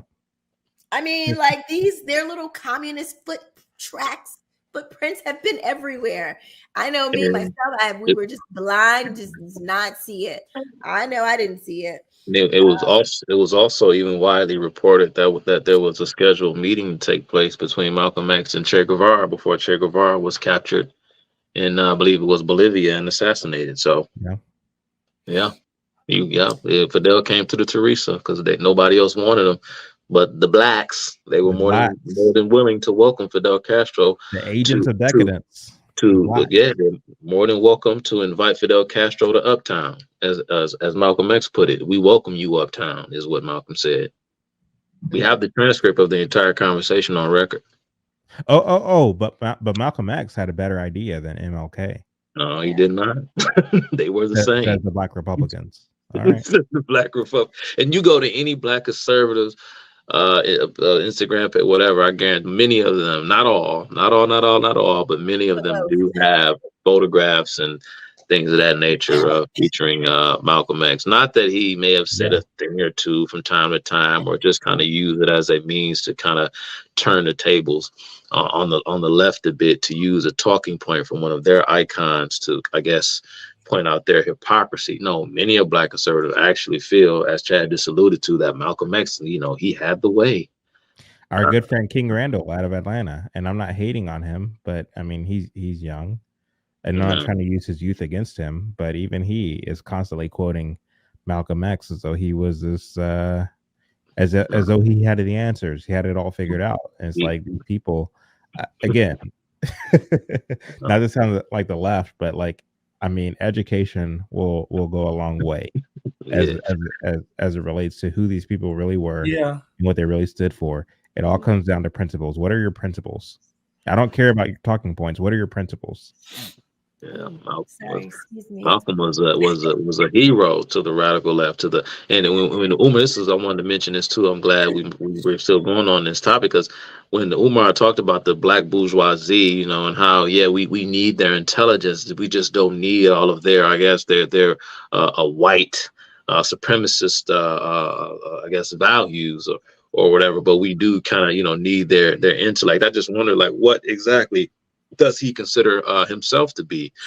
Is he a member of this black bourgeoisie that's not apart from the masses of black folk? He's actually in the trenches, leading them to some promised land.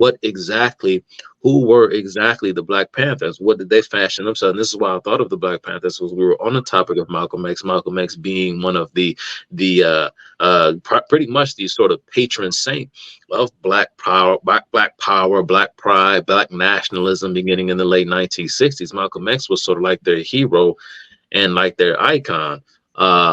What were they exactly? What was Huey P. Newton and Bobby Seale? Were these men who were highly trained, these were quote unquote intellectual men? The story goes that Huey P. Newton was reading Aristotle and Plato when he was in high school, although we were told at the same time that in high school he was barely literate. But they say, of course, it was due to a lack he was of reading focus. Aristotle.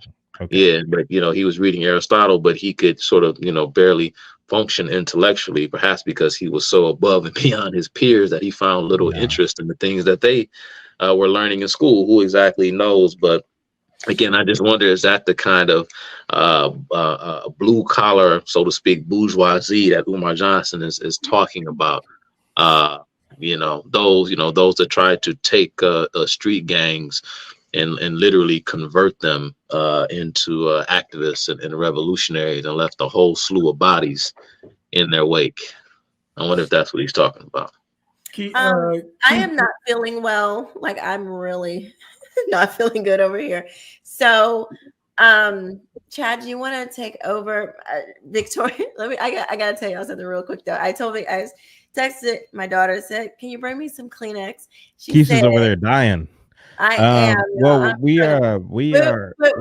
My daughter said, "Why don't you ask the Holy Spirit to float you some to your desk?" You better. Where's your faith, woman? That's what she said. We might not see Victoria ever. When you do it. Well, we are over 3 hours anyway, so I think this is a good. I didn't even notice it flew by. Yeah, to land the plane. I know the the opening montage was pretty long. It was about 40 minutes long, so okay. So I know that ate into the time quite a bit. So how about we just do some super chats and then land the plane with some closing statements? How about that? Sounds good. So we got Blanche, do you want to read them? Because I'll read them. Yeah. Let me go down. Have a dream that everyone will rely on the government. Nathaniel Stallings. I have a dream that everyone will rely on the government. You gotta say it like King, though, Blanche. I have a dream. I have a dream one day. 5 years ago. Bring those white women to the back. Sign the Emancipation Proclamation. Give me that big, tall, white Scandinavian woman. But the Negro still is not free. Oh, he want that East German. Yeah, I'll bring that big white woman back here. Say this during Black History Month. From time to time, I bring a batch of white women back to the hotel room. Bring me that good white powder. Snort a coke line off their booty crack. And it's so good. And then I tell Ralph Abernathy how to do the do. Martin, don't snort it all up, Martin. Let me get a buck, Martin. Listen, bad. I want some of that crack, Martin. And our good friend Angela Stanton King, over the past couple of weeks, she's really been upset over what's being said about MLK.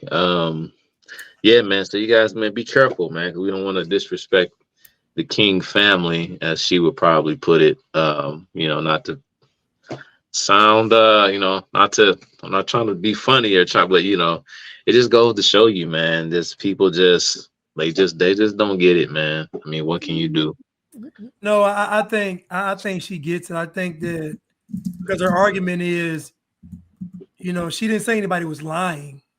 She just said How dare you? family. So she hasn't actually said that it's a lie or they're lies. And again, I have seen her. I remember when she did post a reel from Charlie Kirk's appearance on the Jason Whitlock show, and there were people in the comment section being like, "Hey, Angela, I'm not with you on this. Charlie is right. Here's what King did. King was a commie. King was this," and she literally came back at them and said, "That's not true. I dare you to prove it. And where's your evidence?" And so, sadly, for her, she doesn't know.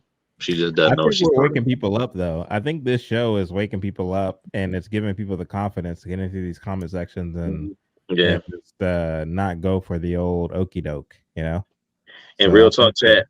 When I pull up your name, when I like go on YouTube or something, like if I put Chad O, and then it'll first give me Chad Ochocinco, but then when I put the J in, it'll say Chad O Jackson. And then right next to your name, it'll say MLK. So that's like the top search under your name is Chad O Jackson, and then it'll pre-populate MLK. So that's kind of like becoming like. No, I think the four of us are making a difference. I really do. I really do, and I hope it continues. I mean, I don't mind if Charlie Kirk's get all the credit or Jason Whitlock for that matter. I mean, I think that now is the time to start like really honing in on what are our principles. What are our principles? What is it that we believe? Because I think the modern conservative or Republican Party once again continues to capitulate to and adhere to leftist talking points, leftist ideals, and then they wonder why. You know what I mean? Like the whole Tudor Dixon and Daryl Scott podcast was a whole mess. That's what I'm trying to undo. Preach on, brother. Preach on. But I'm in there too. Another fight the power. Another super sticker from Tyler Rickshaw. Dr. Umar seeks to be ruler of Black people. He does. Miss Reed, awesome show and topic. Thank you, Miss Reed. Thank you, Miss Reed. Appreciate it, big dog.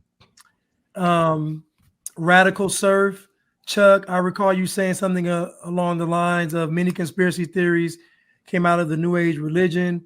Would you talk more about this sometime soon? Yeah, I will. Like you mentioned and I mentioned earlier. Yeah, a lot of the conspiracy theory movement, came out of the New Age movement. Going back, of course, many of us have heard of the likes of men like Jordan Maxwell, who died a couple of years ago, and others, because in their minds, particularly someone like a Jordan Maxwell, and most of the people who were like the leading figures in this kind of conspiracy theory type scholarship movement, they look at simply like religion, Christianity. I mean, every major religion, they sort of look at that as another layer, another strand of the overall global conspiracy to control mankind. And so in their, and I'm not, of course, going to get off into it heavily, but just to kind of lay the foundation, many of them, of course, believe that mankind must liberate ourselves from these silly notions that we have gods and redeemers and saviors and so on and so forth, because the evil people that are controlling our world put these religions in place as a means of control. So everything that they talk about, every conspiracy that's involved in banking and in medicine and entertainment, media, the educational system, and so on and so forth, in their minds, religion and even, holy books such as the Bible are not exempt from this sort of manipulation, because, that's a part of the entire grand narrative and grand conspiracy to get us to continue to be manipulated by these sacred Illuminati bloodlines is to keep us vibrationally bogged down with religion. This is a part of their whole kind of point of view, is a major talking point of the conspiracy theory movement, if you want to call it that.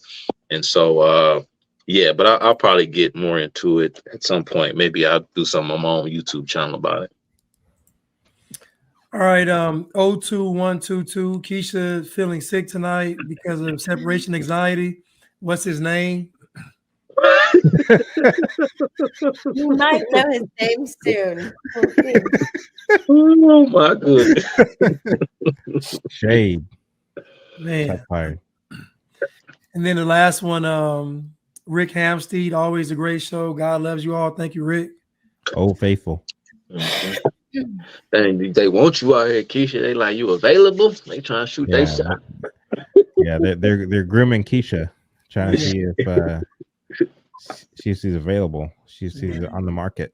Y'all got to pay for that. Y'all want to access to Kesha? You want to talk to Kesha? It's gonna cost y'all. Blaine sounds like a whole pimp right now. It really does. That sounds kind of crazy. Drop a super chat and you can talk to Kesha.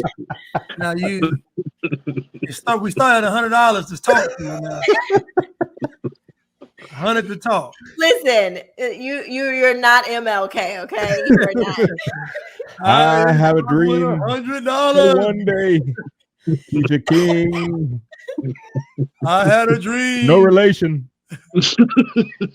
White women and more white women and more white women and more white my women. daughter.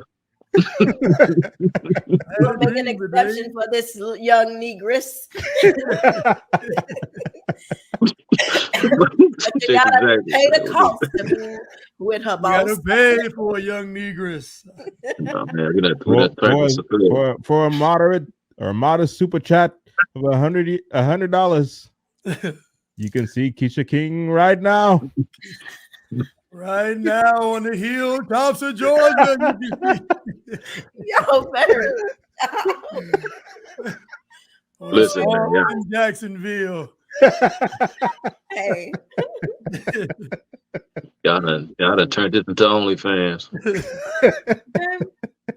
All I know is I ain't with the pimp stuff. I want all my money that is for me.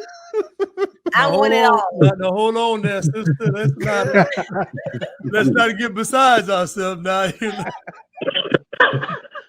I didn't sit at that counter for nothing now. Man, hurry up, Black. Best I go to sleep, bro. Come on, man. Hey, that's all of them. That's all of them. Oh, okay. Is King your maiden name or is it your King is my maiden name. Okay. Yes. Oh, we got one more. We got one more. Sorry, we got one more. My bad. One more. We got Nam Moses. How was Nashville with Dr. Swain? Great show tonight, by the way. Oh yeah, I thought about that. It went really well, actually. It went very well.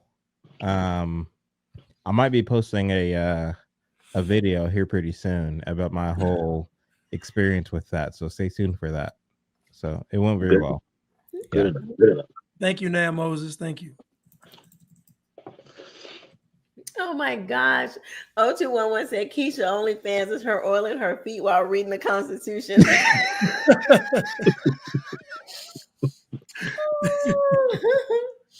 Oh my goodness. Well, thank you. We had another one that came through from okay, my bad. Oh, well, keep them coming in. Thank you, Vintage Goods, Willie. MLK in the sex pots. MLK in the sex pots. It's a little group. I can't really sing tonight, but we can do a little doo-wop, pop.